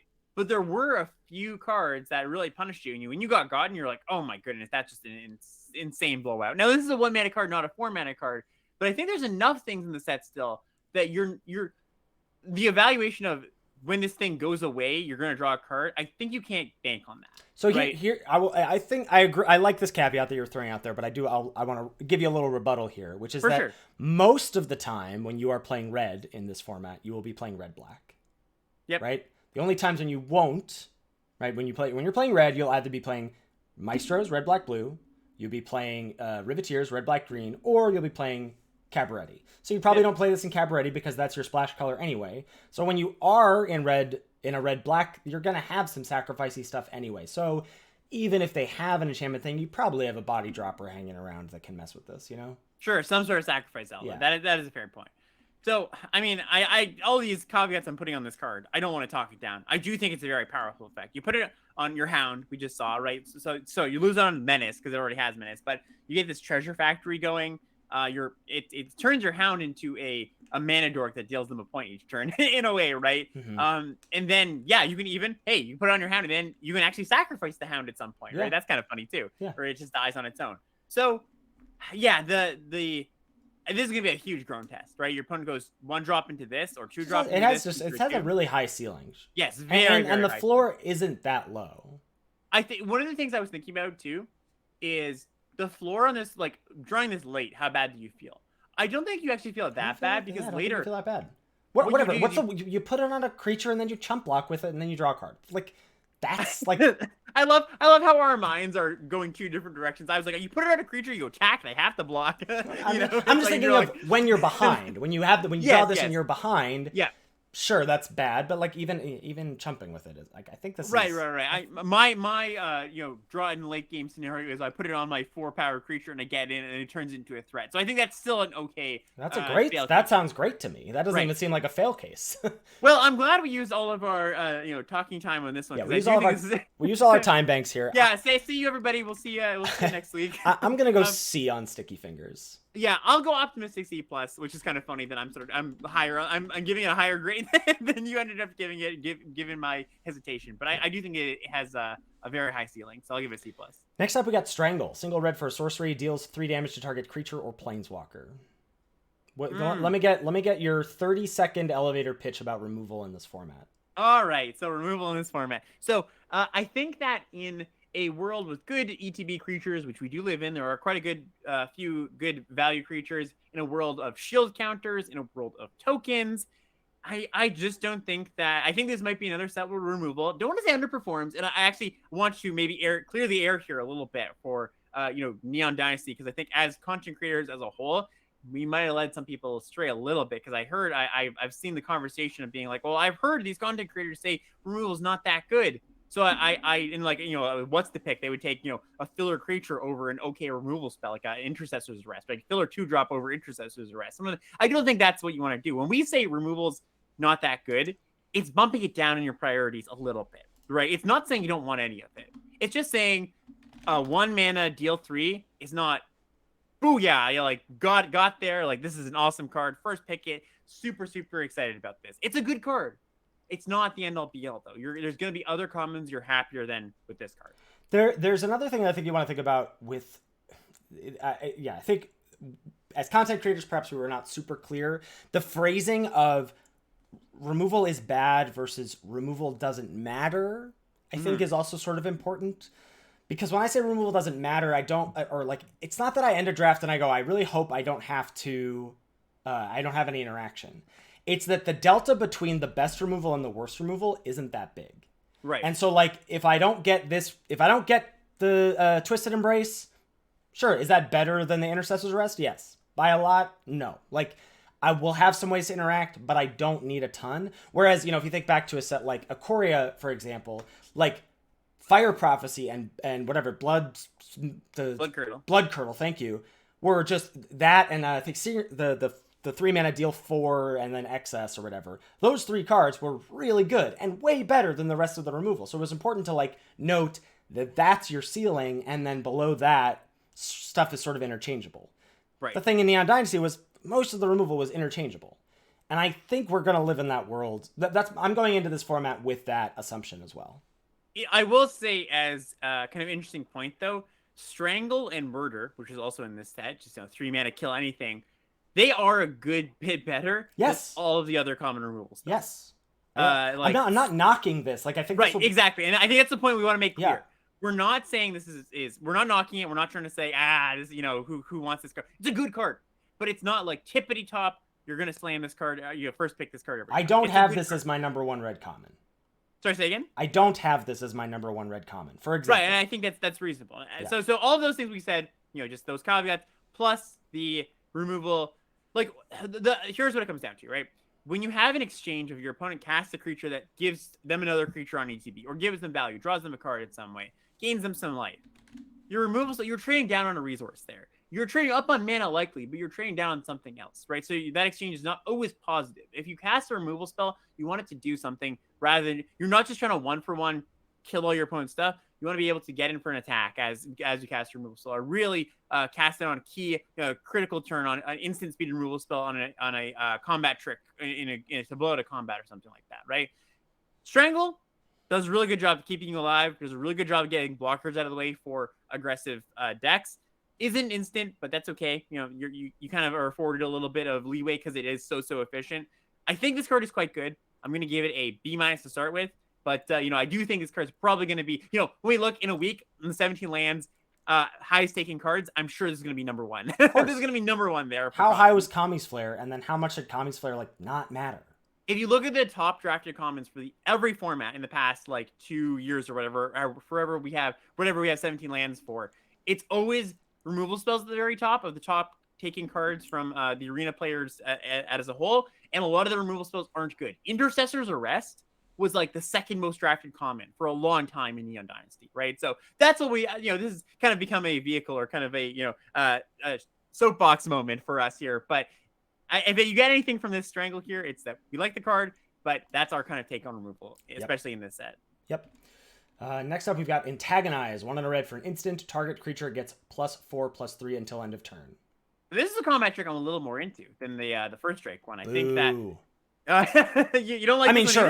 I mean, I like this bad card better than that other bad card. Yeah. But sure. +4 is a lot, right? I was talking about the going into the face mode on unblocked creature. I think that's a real thing. Yeah, sure. I mean, I see in the spreadsheet you have this deep. We graded this the same as a D+, but I just don't think this card is fine. You're going to play this card way more than I will. Yeah, my enthusiasm for this card is coming through a little more than maybe you, but even though we rate it about the same, you're not ever going to have to take it highly. I do think it's a fine combat trick, though. Yeah. D+. All right, next up we got Jackhammer. This is 1 and a red for an equipment. Equipped creature gets +2/+0, equipped 2 mana. No, thank you. No thanks. Yeah, these cards are not generally very good. I mean, the idea maybe is that you put it on your tokens, but I just don't think you have to work that hard to get your token creatures, and there's other better ways to get them in. Yeah, agreed. Next up, we got Light 'em Up. 1 and a red for a sorcery. It deals 2 damage to target creature or planeswalker. It has a casualty cost of 2, so if you sacrifice a creature with power 2 or greater as you cast it, you can copy the spell and choose new targets for the copy. Yeah, so I've seen a lot of folks kind of cold on this card. And I'm unsure. I'm cautiously optimistic about it. I think the times when you go sacrifice a creature that, gave me some value, came in, gave me a token, either a treasure or a 1/1 token of some sort, and then I get to kill 2 of your things, I think that's pretty good for 2 mana. Well, and I think the thing to note, again, we talked about how small creatures are in this format. Yeah. The 60% of the commons or uncommons are toughness 2 or less.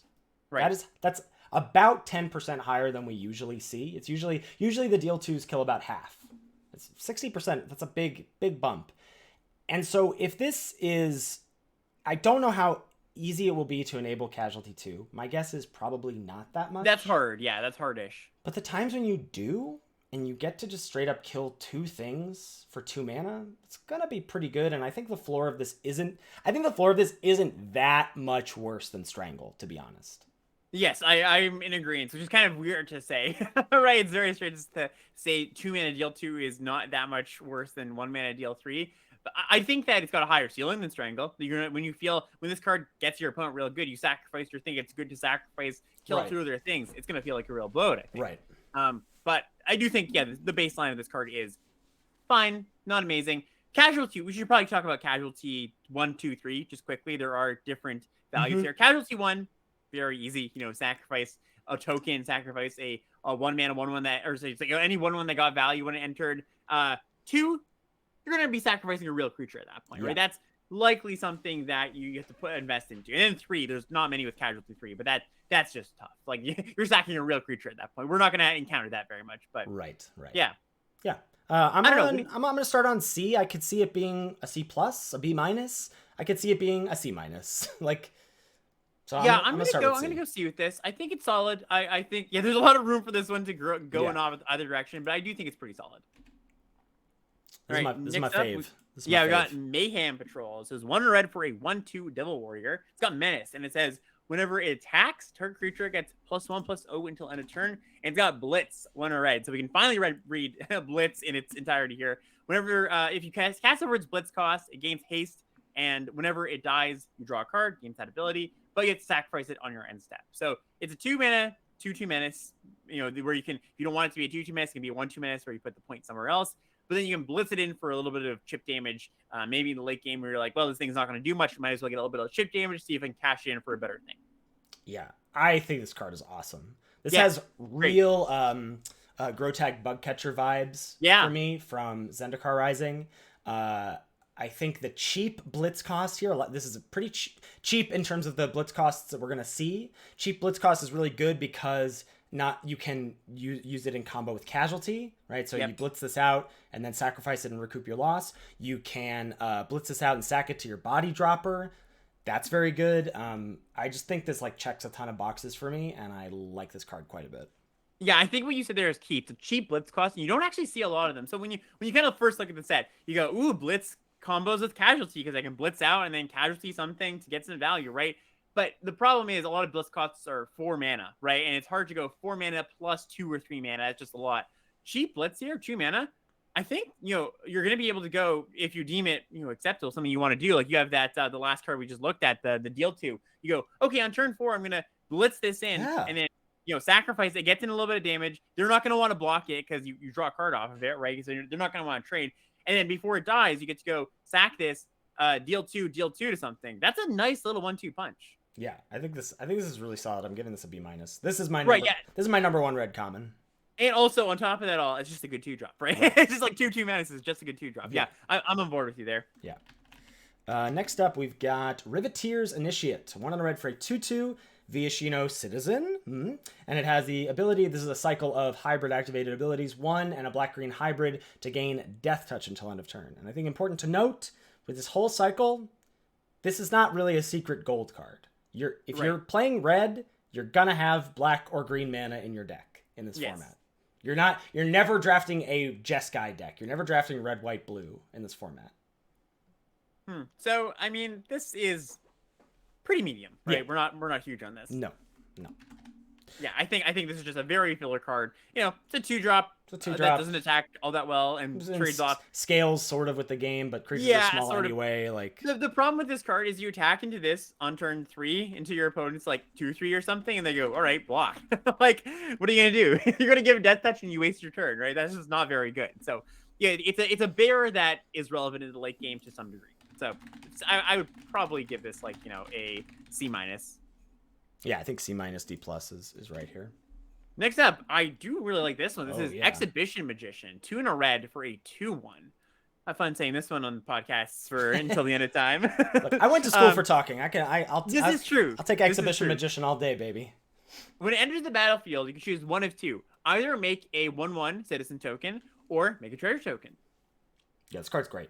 I love this card. Yeah, this is real whatever Barbarian Plunderer vibes from AFR. Yeah. 3-drop with a modal ability. I like this modal ability a lot. This card's great. Yeah, I think I maybe even graded this a little bit too low. I think You gave this a B minus. It looks like. okay, yeah. I was gonna say I thought I maybe gave it a C plus. I stand by my B minus here. Yeah. It just does everything. Yeah, I Right. think It's just so. like it makes 2 creatures for your alliance. It makes citizens, right? That's relevant. Making treasure, like the you do the plundering barbarian thing of turn 3 make a treasure, turn 5 play something, or turn 4 play something really large, play a 5-drop or something, Yeah. you know, or double spell. Yeah, I'm a big fan of this card. This card's great. Yeah, I think B minus sounds good to me for Exhibition Magician. I mean, spoiler. I know we're doing it first. I think Red's commons just, whew. Good. They're good. There's a lot of them. Witty Roastmaster is next. 2 and a red for 3/2. It is a Devil Citizen and has Alliance. Creature fall. Witty Roastmaster deals 1 damage to each opponent. Yeah. So this is the first spelled out instance of the cabaret mechanic alliance, which just wants you to play a lot of creatures, right? Just wants you to have enough creatures to constantly trigger your alliance things. Wants you to play tokens so that, you know, it's not creature spell, it's just creature token. So any token, you know, we just looked at the Exhibition Magician. This will trigger the Witty Roastmaster twice.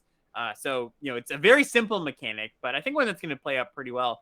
The Witty Roastmaster, I like this card. I know you do, yeah. Quite a good 3-drop. Yeah. Are you lower on it? I am, yeah. I'm looking. I gave it a C minus. You gave it a C plus. Ben's in the middle at C. Yeah, I think again this is probably a card that I will, and I should keep an eye out for it because this could be a card that I like find troublesome a lot, but then don't end up playing myself a lot. And I should probably be on the lookout for it there. I'm just generally, and perhaps in a format where it's all 2 mana 2/1s and 3 mana 3/2s, I should not be so skeptical of those creature sizing, but I am often skeptical of this creature sizing. 3 mana 3/2 is whatever, highly medium, but this, like, it's tough because like do you want to tussle with this? Well, then you're not getting the alliance triggers, but then are you really like keeping us around on the battlefield to just like have your deal 3 damage? But you don't have to choose sometimes. I don't know. I don't think this is that good, but like C plus seems high to me. I think you're right to be skeptical of 3 mana 3/2 in your aggressive deck, right? I think that's not just something you look at and you're like, oh, that's just, you know, bread and butter. I think that is below rate. I think the fact that these, you know, maybe you don't play, like you play this on 3 if that's your 3-drop, you're only 3-drop, but you could also just play this, you know, on turn later in the game, and then after you got in some chip damage, this just sits there, and it's like, all right, you got to kill this thing, or it's going to deal you, you know, a point But how turn. does it just sit there? What else is happening in the game? Oh, well, my point is, like, if you're a red aggressive deck, right, and you cast this, like, okay, red aggressive decks really like creatures your opponent needs to answer. It's either on curve or later in the game. They really want, like, early in the game, your opponent's resources will be taxed because they're going to need to block early. They're going to need to cast removal spells so they don't die to your 2-drop, right? And anywhere past that, you go, okay, well, I want to keep presenting threats. And red aggressive decks aren't always able to do that because they're drawing 2-drops in the late game, not really great cards in the late game. This is something that's okay on curve, and then in the late game demands an answer, right? I'm seeing this not in the spot where it's like, well, I'm behind, I've made some trades. It's more like I'm a proactive deck. This is a thing that I could play on curve and get in for a few points, right? Or I play this on turn 5, and this is a thing you must kill, right? Because it's going to start pinging you, and they're great in multiples too. Really, really good. Yeah, for sure. Yeah. I'll come up to C. Come up to C on the Roastmaster there. Yeah, I could be a little bit high on that. I could see my C plus being a bit ambitious, but I'm going to start there for now. Next up is Big Score. 3 and a red for an instant. As an additional cost to cast this spell, discard a card, and then you draw 2 cards and create 2 treasure tokens. Ooh-wee. So we saw an unexpected windfall in AFR, and that was this card except double red, right? So just harder to cast. And there were a lot of treasure synergies, but it ended up not being a card you really wanted to play. It just was an okay card, maybe a one of if you had some expensive stuff, but a card we didn't end up playing that much. I know you're kind of hot on this card. What do you like about it? No, am I that hot? Oh, maybe. I guess I was a little lower on it. Ben was on C plus, and he talked me up on it. I think I started off at C minus. I just was not super into this card, but I do think the treasure's gonna I do think this is gonna be good. I don't know how highly you're gonna need to pick it. I don't know how many you're gonna want to play, but I think this is gonna be pretty darn good most of the time. Imagine this with the stimulus package. Holy right? cow, that's crazy good. Yeah. So I think this is a card that is much more like it's not for your aggressive decks really. It's for your mid-rangey decks that want to grind a little bit of value. Like I think we've had this conversation in our set reviews before, but it's very tempting to put this kind of card in your aggressive deck to be like, oh, look, I can filter away some additional lands. The opportunity cost of drawing this card early makes that proposition a bit dicey because you're like, I don't really want to have this 4-drop in my opening hand. It's hard to cast that, right? So this is more for more mid-range decks. But if you have treasure synergies, if you're casting cards of a bunch of different colors, right? I mean, in a 3-color set, I think, wait, like if we compare it to Unexpected Windfall from AFR, which was very good because treasure mattered, but also like you could splash a lot in those red-black treasure decks. You know, you're signing up for a 3-color deck in this format. This really this helps you enable that if your lands don't come together or whatever. I do think this is going to be good. Very, very gluey, right? Yeah, it kind of feels so. it feels a lot more gluey than Windfall did in AFR, I will say. Yeah, for sure. Okay, yeah, you talked me up a little bit. I think we're still gonna probably just land on C, maybe C plus. I went C plus again. I don't think you need to pick it like a C plus. It does cost 4 mana. It doesn't affect the board, but I think I'm going C plus on it. Yep, I'll land on C. Okay. All right, next up, we've got Plasma Jockey. So this is 3 in a red for a 3/1 Viashino Warrior. When it attacks, target creature an opponent controls can't block, and it's got Blitz for 2 in a red. So Ben was comparing this to Goblin Heel Cutter. That is the comparison I made when I saw the card as well. So do you like this card? I'm so skeptical of 4 mana 3/1. As am I. So skeptical. Yeah, I am too. But I think that so. It's really hard to kind of go, well, yeah, we've been talking about stats this whole time. It's kind of like when we're talking about your angel, right? Yeah. It's kind of like, we've been talking about stats this whole time, and why do I like this card? I guess I'm really thinking about all these cards, all these red cards in, if you think of the mono red deck in the End Dynasty, and, it's hard to make comparisons format to format, but that kind of very proactive deck where, yeah, you would like to block, you would like the privilege of block, yeah, your good creatures blocking, but it's not the worst thing in the world if your 4-drop doesn't block, if it has a very good attacking trigger, right? So you cast this on 4, it probably has, you get the play pattern is often you get a blocker out of the way with a removal spell, or you set up a good you have a pump spell so it survives, then you can do this over multiple turns. It really threatens to push a lot of damage, and the blitz cost is worse than the dash cost on Heel Cutter. I do think so. I think being able to... Oh, yeah, for sure. Yeah, like being able to dash multiple times. That was great, yeah. That was really good. And also, 3/1 is much worse than 3/2. Yes. That being said, I think it's just a solid aggressive card. I think you're going to be happy with this card. I'm seeing some scuttle in the chat here about, the casting it is the worst part of this. But I would say, if this card was just the blitz text, I would not like that card. Should I like that card? Yeah, I don't think so. If this was a 3 mana spell that said draw a card, make a 3/1 with haste, and this text or whatever. Yeah, I'm surprised that is that a good card? That's not. I don't think so. I don't think so either. I'm surprised that everybody wants to just blitz this card. That's not good. Interesting. Yeah, it's a threatening card. It's a very threatening card. Wait, and it's got without you to spell the obvious here, it does have whatever blitz sacrifice synergies. You're gonna have kind of micro synergies in your decks when you're doing that kind of stuff. Well, yeah, everybody's pretty low on this card. Interesting. I'm starting relatively high. I'm gonna give this a C, but I could be talked down on it. Yeah, I'm also on C. But, okay. But I'm not super excited about this. Yeah, interesting. Next is Ready to Rumble. 4 in red for a sorcery. Choose one. It deals 5 damage to target creature or planeswalker, or destroy target artifact. This is whatever. Clunk. Clunky, replacement level removal. Sometimes you'll play it, hopefully not. Yeah, this is the removal you hope to pick up on the wheel, I think. Yeah. I'm going to give us probably starting out around D. Yeah, D plus. Next up, we got Wrecking Crew. 4 in a red for a 4/5 reach trample. That's a sizable body. That's chunky. It's huge. That's big. That's really big. And reach is nice. That's good. I started with C on this. Good on blocks, good on attacks. Yeah, it's hard for me to rate a 5-mana card that just isn't, a value card. Anything, anything too high. I don't think I'm going to be quite there on C, but I think it's a fine filler card. That's what you put in the spreadsheet, Alex. I did. Whoops. I'm peeping it with my eyeballs right here. All right. Well, I will revise my grade. I'll give it a C- then. Wow. Okay. It's a true betrayal for Miley Cyrus here. Next up, we have Torch Breath as our first uncommon. It's X and a red for an instant. It's part of this cycle of reduction for being targeted against enemy colors, so it costs 2 less to cast. If it targets a blue permanent, the spell can't be countered, deals X damage to target creature or planeswalker. Yeah, so the thing to note about this cycle of color hoses in the set is you're going to be hitting or you're gonna have a target that meets the requirement is a blue permanent more often than you would be in Right. another set, right? Because they're 3-color cards, of course. So Mm-hmm. you're just gonna have a higher density of those. So with that out of the way, how much do we like, a heat ray? Red and X deal damage to a creature. That's fine. Like, Yeah, okay. scalable, flexible, whatever. It's like certainly worse than Strangle. Might even end up being worse on average than the deal 2 casualty spell. I think this is like a C plus. Very reminiscent of Flame Discharge that we just saw, right? The modified. Well, that cost reduction felt like it happened, like, because that was on your, like, you had the onus was on you to reduce the cost. You're like, I need to have, like, draft my Simian Slings appropriately or whatever. And when you got the cost reduction on that card, it felt pretty darn good. Yeah, it did feel good when you had a bunch of Iron Apprentices and stuff, but it wasn't amazing. I don't know. I think this is just a C. Wow, Alex, I don't know what you were doing when you graded these cards, but you are disagreeing with Alex from 12 hours ago. Oh, did I give it a C plus potentially? You did give it a C plus. I think that's probably because I thought you're gonna get the discounted a good amount at the time. So I'll actually go back to my C plus here.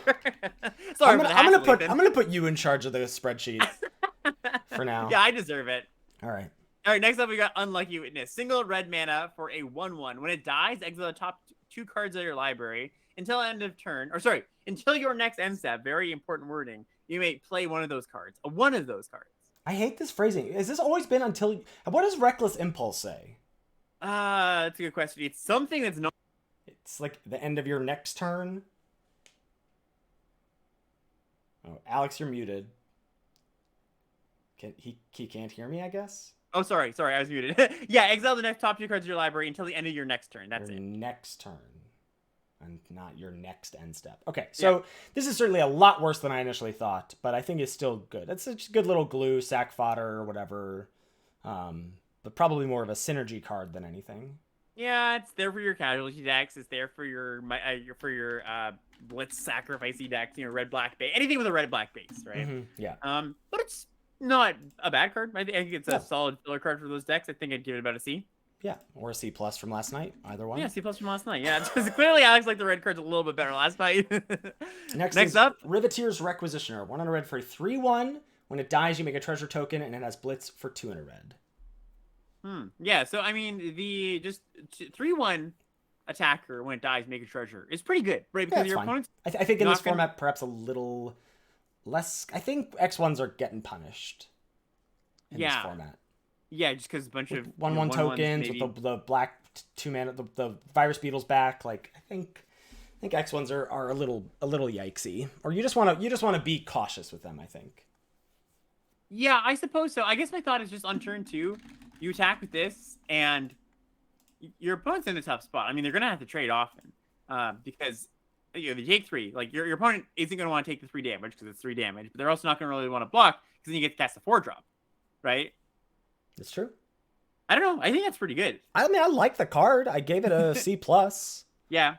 Alex last night gave it a B minus. Yeah, I was gonna say I preemptively know I gave it too high of a grade. I will join you with C plus here. The blitz mode is weird. I think the blitz mode. Well, what? The great thing about blitz is that it turns on a 2-drop like this. It turns your 2-drop into, oh, I draw this late and it's not relevant anymore. Cool. Yep. I get to cycle it. It's just pure upside.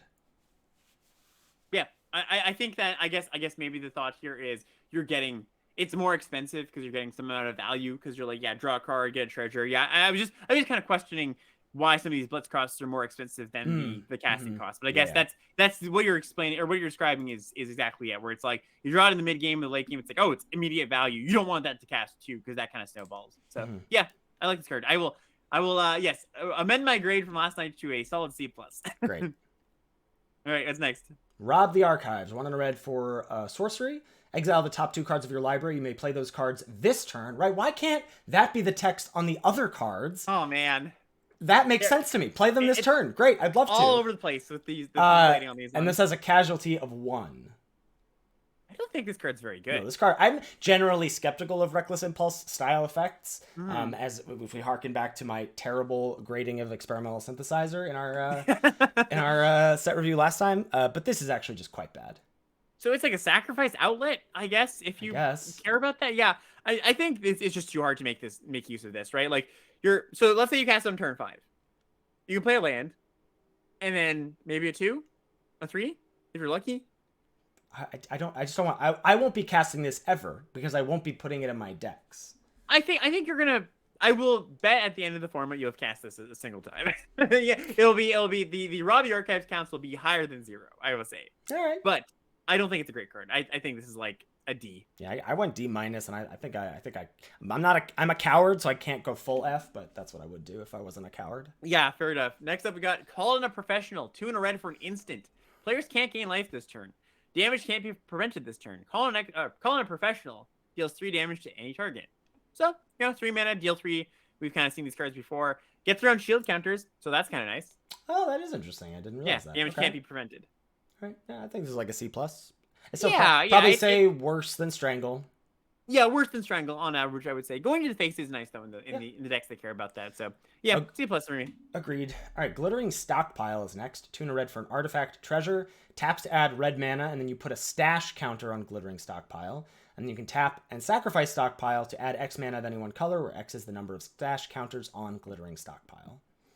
I think this card's pretty bad. So you got a Manolith that adds just red. It can add multiple colors later on after you tap it a few times, but not really where you want to be for your Manolith. Like, where are we envisioning this card might go? No idea. No idea. Yeah, I don't think it really. So if you're like super so heavy, we're getting some pushback here about that. Call on a Professional does not work with. Doesn't do the shield counter damage. Shield counters do not prevent damage. Oh, it just says. Oh, okay, never mind. Yep, good to know. So it doesn't work there. So we'll walk that back. Okay, sorry. Yep. Moving on to this card where I have no idea where this is supposed to go. Oh, okay. Well, Wait, chat, all right, chat never lethal. mind. We got chat lethal. It does work against shield counters. Okay, thank you. Great. Yeah, never mind. weird. We'll walk back the walk back, and anyone who corrected us and was wrong has to sub to the stream now. Those are the rules. Okay, go ahead. Yeah, I just don't think Glittering Stockpile does too much. Like, I guess if you have a lot of treasure payoffs, that's the dream. You go tap it a few times, sacrifice it, make 4 treasures, right? I don't know. I'm not into this card. Yeah, I think this is a D. I could even see this encroaching on F territory. Yeah, I just don't know where you're supposed to put this. Yep. Next one, though. Yeah, I like this card. What is it? Yeah, it says Pyre Sledge Arsonist. 2 and a red for a 2/2. It has 1 tap. The Arsonist deals X damage to any target where X is the number of permanents you sack this turn. Okay, we got some action here. I like this card. Yeah, so the joke is Blitz. The joke is Treasure. There's a lot of jokes going on here. And I think it amounts to being able to ping once per turn, I think, pretty often in the deck that's built around it. Or at least, for 1 or for 2 damage. Well, it's always once per turn, but when I said once per time, I meant dealing 1 each This time. card is the intersection of our interests, I think. I think so too, Ethan. I think it's a very we've had a beautiful Magic the Gathering love child here. I really like this card. I think this is just a 2 mana 2 or 3 mana 2/2 isn't a great body, but like the fact that this synergizes so much with obviously treasure, those evolving wildland variants, whatever, like this is just good. I guess if you've got a lot, like this is your stockpile treasure payoff, you can just fireball them for like 6 or something, right? Yeah, sure. That's really interesting. Yeah. Also, little pinger for shield counters, right? Get rid of that shield counter. Sure. Okay, so what do you want to give this one? I gave it just a straight up B-. Yeah. I think I'm there as well. Yeah. Let's do that. Yeah. Sweet.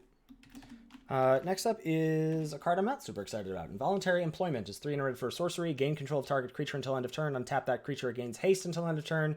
Create a treasure token. So I think for the sake of everybody's sanity, I'm glad this is not a common. I'm glad there's not a ton of sacrifice outlets in the set, but there's enough. There's body dropper. I mean, right, exactly. And there's a few other things there too. I think there's maybe not any 0 mana sack outlets, but I think we've all been scarred for the next year and a half or whatever. I think we've had enough steal and sack, even though AFR was almost a year ago at this point. But I think there is enough going on here where this card will have a spot in some decks. Now, is it going to be awesome? Everyone talking about Casualty being a sack outlet and just like, oh my god, there's so many sack outlets. They all cost mana. Yeah, I mean, we've got 4 mana. They got 2 mana casualty card. You can sacrifice this too. That's totally fine. Sure, right, we can do that. Sure. That's not like you're not. I don't think you're getting away with anything at that point. Oh, you know what? You're like, that's a 3 for 2. I crushed them. You know what? I actually want to side of chat. I'm very sorry, Ethan. I actually want to side of chat here a little bit because because treasure on this, like being able to get the rebate there, it turns into 3 mana, and then it's pretty easy to sacrifice. Like you cast a casualty card there. I don't. Yeah, I'm actually up on this card now that I think about it. Great. What grade do you want to give this? sorry to deflate you here, Ethan. I don't feel deflated. I feel bad for you. That you fled a bunch of internet text boxes. Convince you otherwise. A bunch of NPCs. I think this is fine. Like maybe my initial grade of it being in the D range is too low, but I also don't. I just like don't think this is gonna matter that much. Yeah, I'm gonna give this. I think Synergy C+. But what you gave it yesterday? Yeah. To this one, I was spot on for this one. Yeah, sure. I'll go up to. I don't know. I'll go up to C-. All right. Sounds good. The next one we've got Sizzling Soloist, 3 in a red for 3/2. It's got Alliance. It says whenever another creature enters the battlefield under your control, target creature and opponent controls can't block this turn.